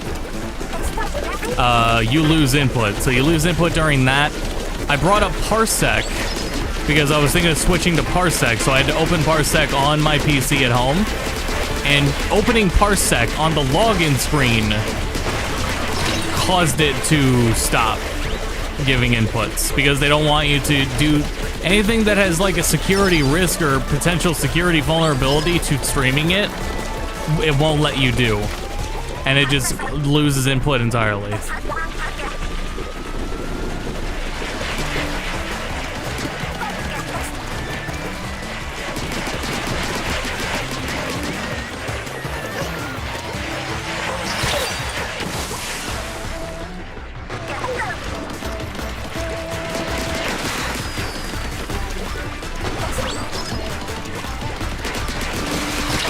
Fucking hell, man.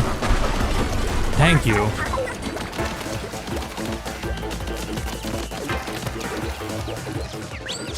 Fuck out of here. Make those eels squeal while the captain's fired up.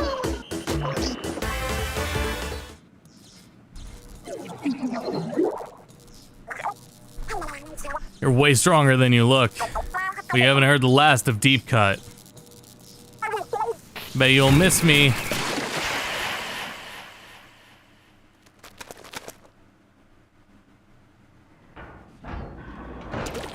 Team Rocket is in fact blasting off again.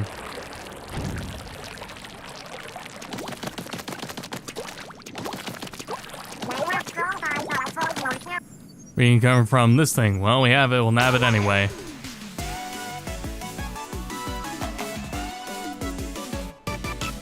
Urp, urp, urp.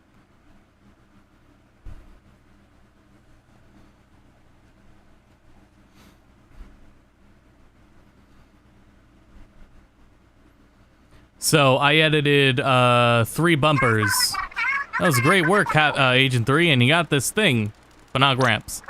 It's treasure, or at least I think that's what it is. We can keep it here for now. Copy, do you copy? Over. Anyone listening? Do you read me? It's Gramps. Gramps, where are you right now? Golly, Mary, my darlings, you're okay. Yeah, we're A-okay. Wait, we should be asking if you're okay. Are you okay, Gramps? Oh, sure. I mean, I'm locked in some kind of dark room, which I guess isn't exactly ideal. I'll see if I can break out. Over. Don't do anything too rash. We're tracking your signal right now and on our way. Call us if anything happens. I'm so glad he's okay. Come on, let's take a look at the new readings from his signal. Agent 3, if you want to go back to the previous kettle, just open the menu. It might be useful at some point.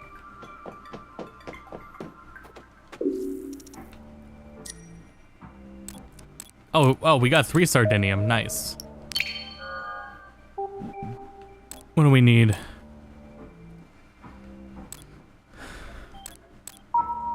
Yes, please.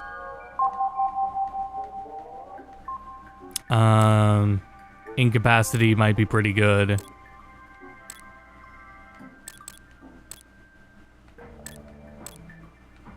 We don't have enough sardinium for any of the other ones right now, so worry about them later. Yeah, get incapacity.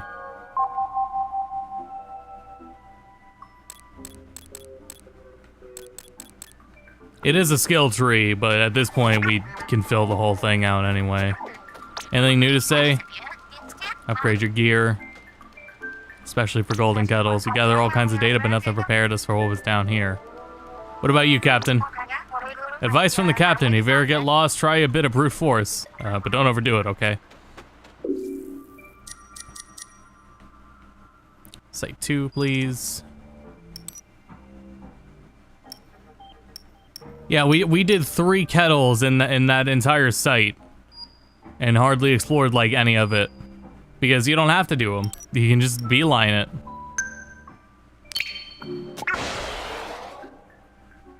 Did that take me right into the kettle? No, I was gonna say.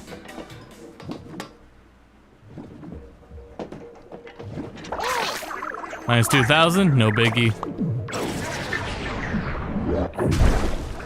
I edited 3 bumpers. The first was, where are you going? Tom, Dan, and myself as editors in that one, which was completely done beforehand. All right, let's see what we can find out on the next site. And I finished editing that like the night I left. Just hope Gramps is safe wherever he is. Watch out, it's all slippery over there. Between the fake snow and lack of Gramps' signal, it seems like nothing is chilling here. We should investigate just in case. So follow your lead, Agent 3. Watch your step.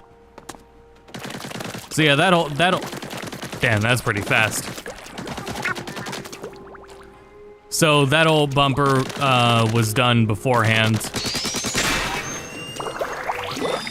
And that came out great.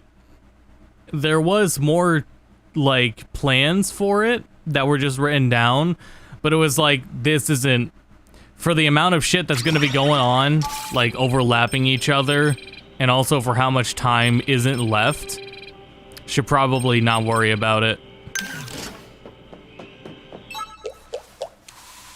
And then immediately when we got there, and I was just setting up, the first thing I did when I got there was start up and hook up the Steam Deck to the TV in the hotel room and start playing some Tekken. So I played a little ranked Tekken. Oh no, it wasn't ranked, I played a little Tekken in a lobby against a purple ranked Victor. And I actually got a match off of him.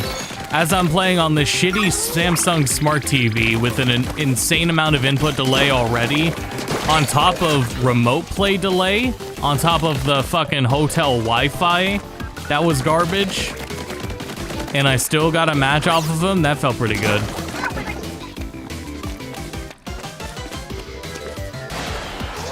But as I was setting that up, the idea for the Tom playing Rita and Tekken started. Actually, you know what that properly came from was also for the first night we were there, I set up the Eddie stream of the dude that was just mashing 3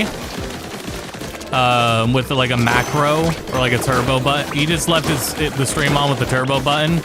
We didn't talk about this at all on stream because I didn't stream last Friday. So there was a Tekken stream of Twitch user Jim Mashima. And all he was doing was just mashing 3 with the turbo button, just held on. So that was still going on at the time, so I just left that on the hotel room for the night. And I was just thinking about if Rita was playing Tekken, what she would do. And I thought about Tom getting really mad at Rita for playing like that. So the idea of that video was also gonna be that Rita was gonna play Eddie, and then Tom would say get serious, and then Rita would swap to King and do Rolling Death Cradle, or it was gonna be something like some Mishima and just doing like hard execution, you know, because it would go from mashing 3 to doing something with ridiculous execution. But I don't think to the casual audience that like the idea of Mishima gets across if you don't know that in the like electrics input. Oh shit. Like if you don't know already, then it's not gonna come across if watching it. But Rolling Death Cradle just looks funny. So the idea just went from Rita playing both Eddie and King to just playing King. And I also thought it would be funny for Tom to be like that as playing as a Mishima.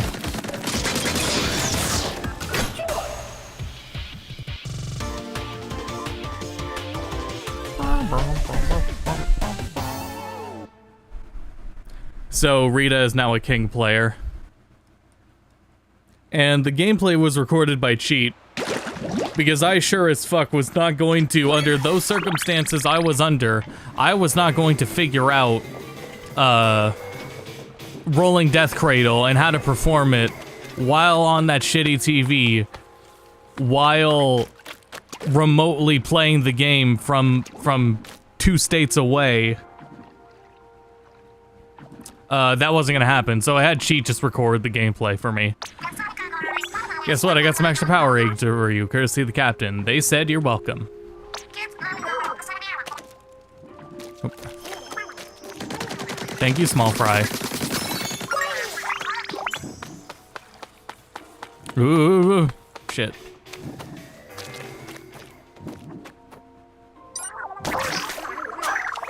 And I edited that one in like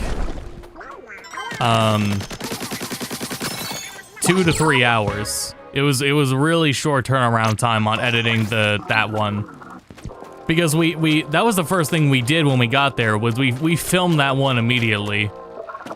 As soon as we got into the hotel room and were awake, we filmed that one immediately in the morning. And then throughout that whole day, we were also just recording other bumpers, and I was under the impression that I probably would be doing editing on site, as Tom's editor, or as everyone was knowing me was Tom's editor, right? The issue was, there were remote editors on hand. People that were being paid to edit remotely anyway. So if they have people that can edit off-site, then I should probably just be filming instead. So a lot of that first day being busy was spent filming and recording other bumpers. So I didn't get to edit that one until the end of the day, and that's one I wanted to handle personally. I wanted to handle that one personally because trying to convey and get other people to understand how to do the Tekken 8 like victory result screen was going to be a lot of work. So I was like, I should really just do this myself, and it would ultimately save a lot of time just to do that part myself. There were other ones I was gonna do, but they were too complex to do in the spare time. On top of shit. Oh, little buddy found something. There wasn't enough time, so we just had to. There was a lot that I wanted to still edit, but there was just no time for that editing. So, ended up doing more filming than editing. So the other one I edited though was a music video I did for Attacking Toucans. The idea on the whiteboard of ideas was just Breath of the Wild Link. And all we had to go off of was him having a Link costume on hand. Careful, small fry. There were nothing else to the idea outside of that at all.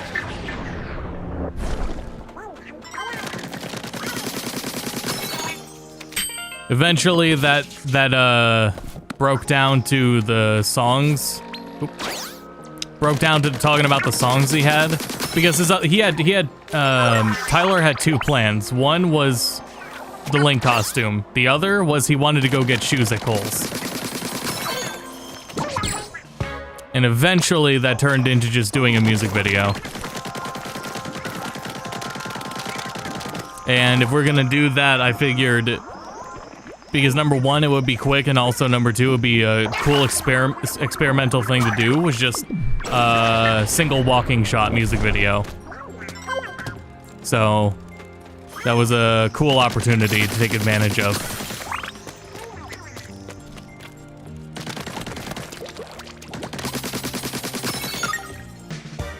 Nice. Fuck. 100. Man, the balloons are actually worth hitting out now. Tony Stark figured out rolling Death Cradle in a cave with a box of scraps. God.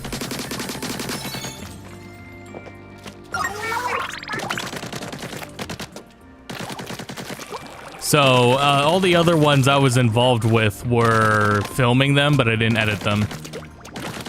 But once the compilation of all the bumpers is out, I will go through them more thoroughly if I was involved in any capacity and talk about them.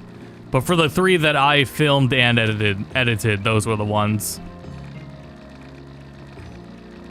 I'm really debating, like, how much do I want to do? I think this time trial and errors. Oh, I don't like the sound of that. I was gonna say this would be our last one, and yeah, this one might be our last one.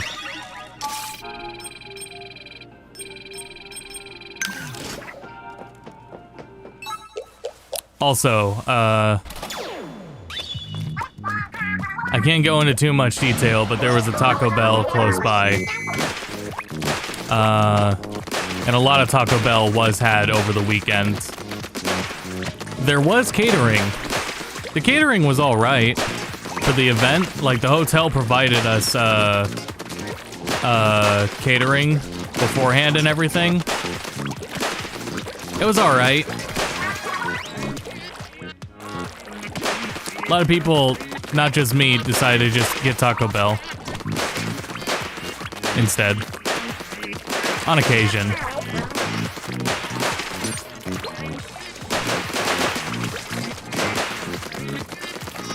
I got reminded how, oh Jesus Christ. I got reminded how much better soda from a fountain is at restaurants.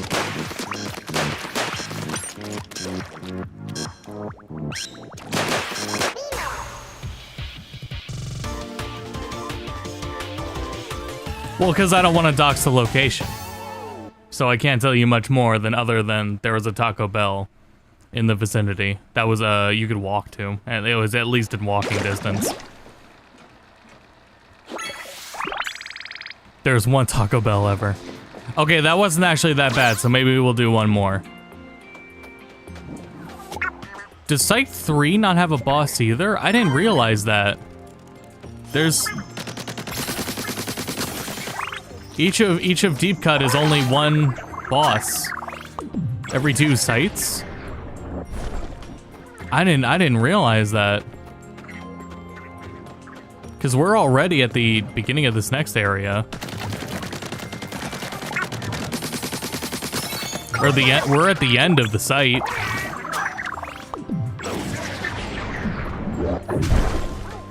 See? Like, we're already here. Well, we'll do one more level, and then we'll start next stream there. But yeah, that's how fast this game single player can be.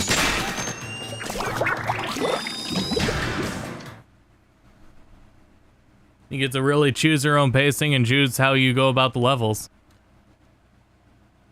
Yeah, so I think Shiver's the next one, and then Big Man's the third one. Or it could be the other way around.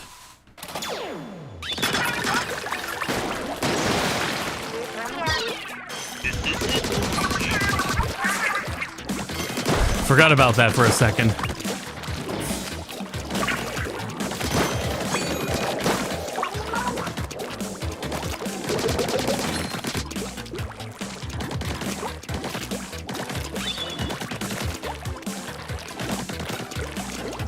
Nope.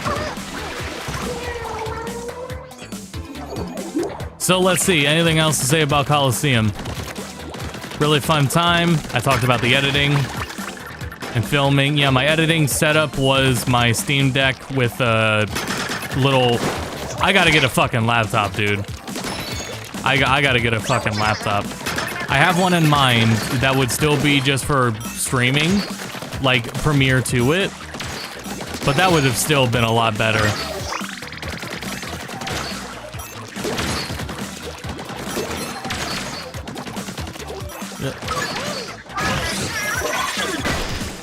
Oh, for fuck's sake.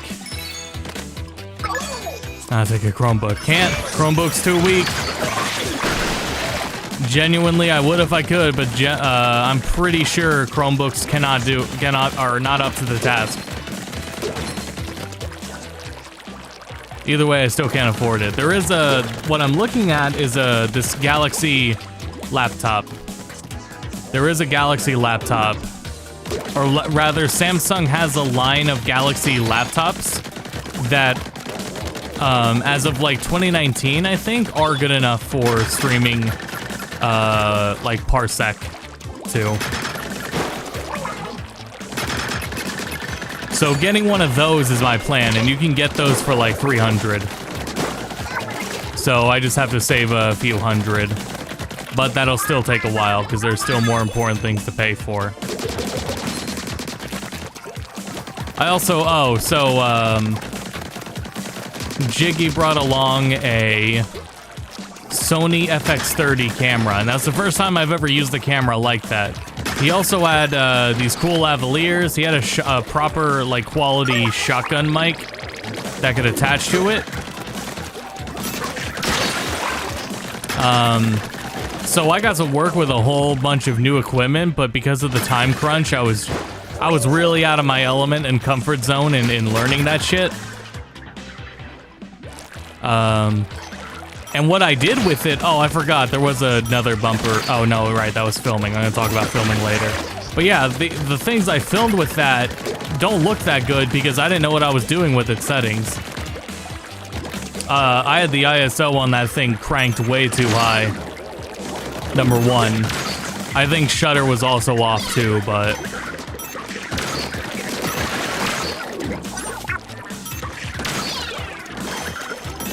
Thank you, Small Fry. So it was cool to like have that new equipment at my disposal, right? But I completely blew the opportunity just because I was so unfamiliar with it. Because it was also Sony branded, so all the file structure shit was different too.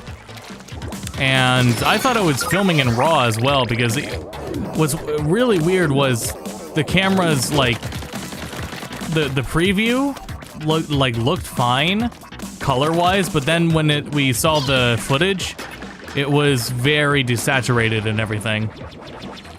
So it seemed to me like it needed some lumetri color correction, but we couldn't figure it out.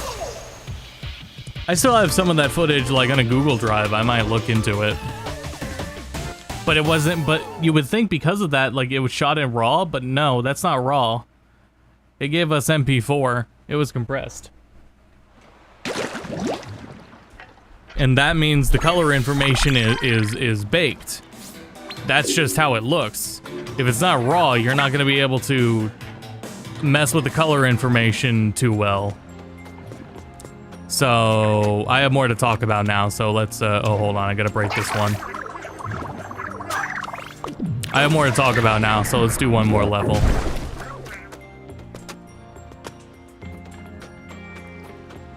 So, let's see. Did I do this one, or did I walk past it? I think I did not do it. Yes.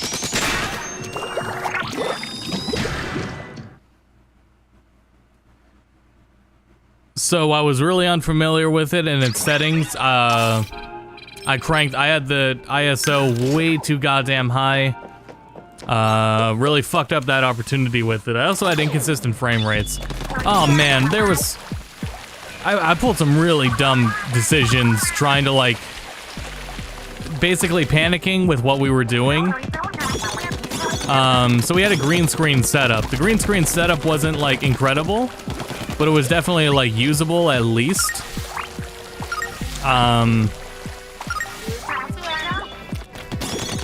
One of the bumpers was remaking the Kermit and the Dark Kermit meme with Tom and his charity character. Godlike. And that was on green screen. And my dumbass looked at like the original like footage of the Kermit thing, and it was like, okay, so we see how blurry the other Kermit is when he's walking. That means we have to match that shutter speed. We're on a fucking green screen, and we're on a shitty green screen at that. I don't know what I was thinking. I just made the editor's job harder because I made shit more blurry. If it was at a higher, or if it was at a lower shutter speed, then we wouldn't have had to worry about the footage itself being blurry, so it would have turned out cleaner in the green screen process, and then we could have just done the blur in post anyway. So I don't know what I was thinking there. The green screen setup could have been better, because the secret to green screening is you have to light the green screen itself individually, separately from the subjects. But for us, we had one light on the green screen, and we had one light for the persons. So that helped a little. That helped a little. But still, I ruined any of that fucking goodwill by just, fucking not thinking about how the shutter speed would affect the green screening. Although one of the editors was working with DaVinci Resolve, and I would compliment Resolve on how it does color grading and green screening. Like, the default tools that Resolve has for those two things are pretty good and more efficient. I think you can get similar results in Premiere, but it takes more effort. It's not as efficient, straight up.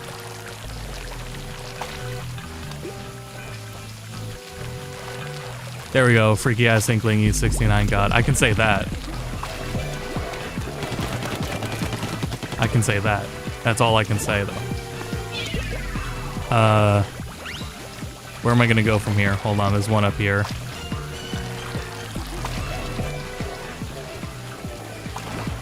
Oh. Damn, was that intentional? I think it was. That's really cool. There might have even been dialogue for it, but I wasn't paying attention. And yeah, this is a good light blue.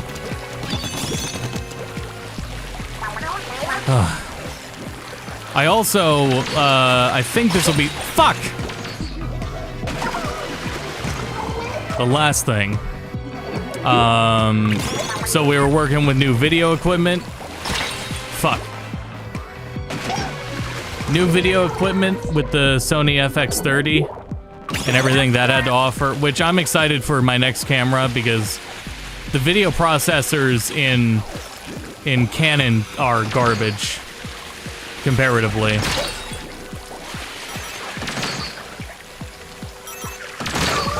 Okay. All right. Okay. Okay. And see, it only costs 20 power eggs to retry. From the checkpoint, no less. Stop doing that? Doing what? Anyway.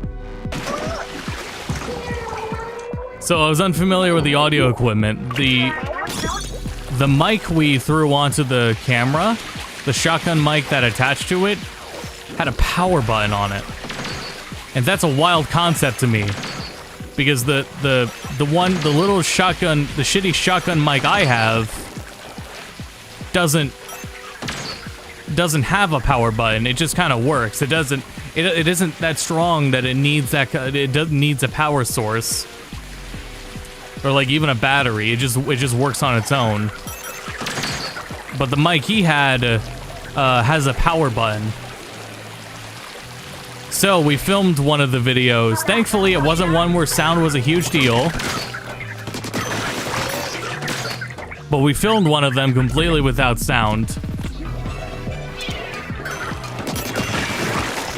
On accident, because I forgot to press the power button. Thankfully, that one didn't need sound in the first place anyway, outside of, like, sound effects. There was no speaking in it. That one was a pain, though, because it fucking... We were using the elevators constantly, so we felt like a fucking nuisance. Overall, I think we were kind of a goddamn nuisance around the whole thing anyway. The music video we shot, at first we did it on a busier side of the street that had traffic going in and out through it because that song was 2 minutes long. And then he also had another song that was 3 minutes long that we were thinking of doing the same thing for. But that was 2 minutes long. It took 5 takes before we had a good take. And... oh, enough sardinium. Nice. But I can only get one of these. Ink consumed with small fry, ink resistance. Small fry consumes ink? Shit. Splat bombs. No thank you. Suit recovery. Yeah. That's way more important.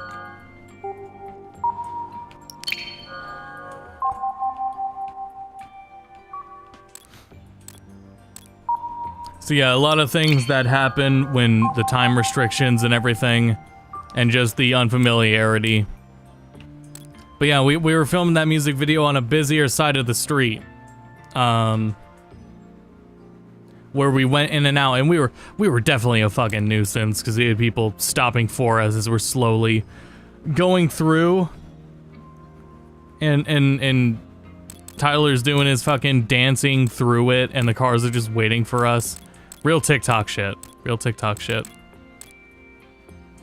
That was us for a moment. But luckily, we moved to the other side of the street instead for the 5th take, where we weren't in anyone's way, and it was a lot easier to do. Okay, so what's up, Small Fry? Oh god, the audio exposure. So that's okay. So that's the bumpers. There's probably more to talk about with the bumpers.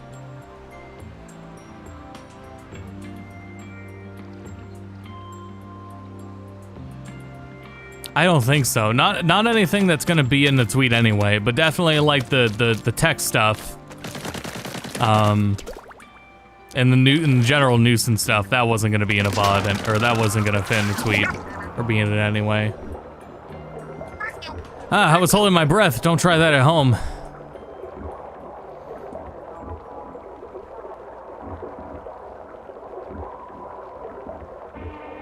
Landfill Dreamland.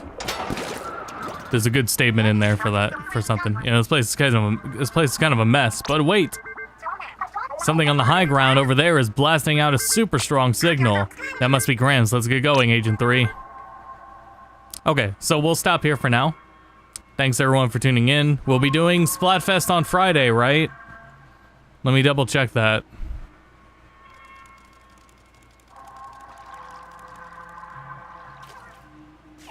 Huh? Am I stupid? Hold on, let me get some like proper timeline here.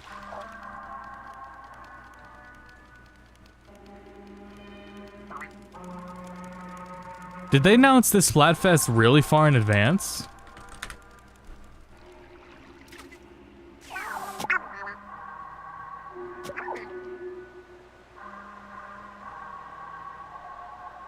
Yeah, Splatfest is next week. Okay, so we're doing Melty on Friday. Melty Blood on Friday. I assume Splatfest was this week. It is not. We got Melty on Friday. We got, maybe Tekken at some point. Slayer is at the end of the month. So, but at the very least, we have Melty Blood. It will be on Friday. Had a good mental state. I'm fine with no Splatfest. No, we need a Splatfest about existential dread, so that's what we're getting. But yeah, that's the plan. We'll play Melty on Friday, so, and continue this on Wednesday. So thanks everyone for tuning in, and until next time, go to bed.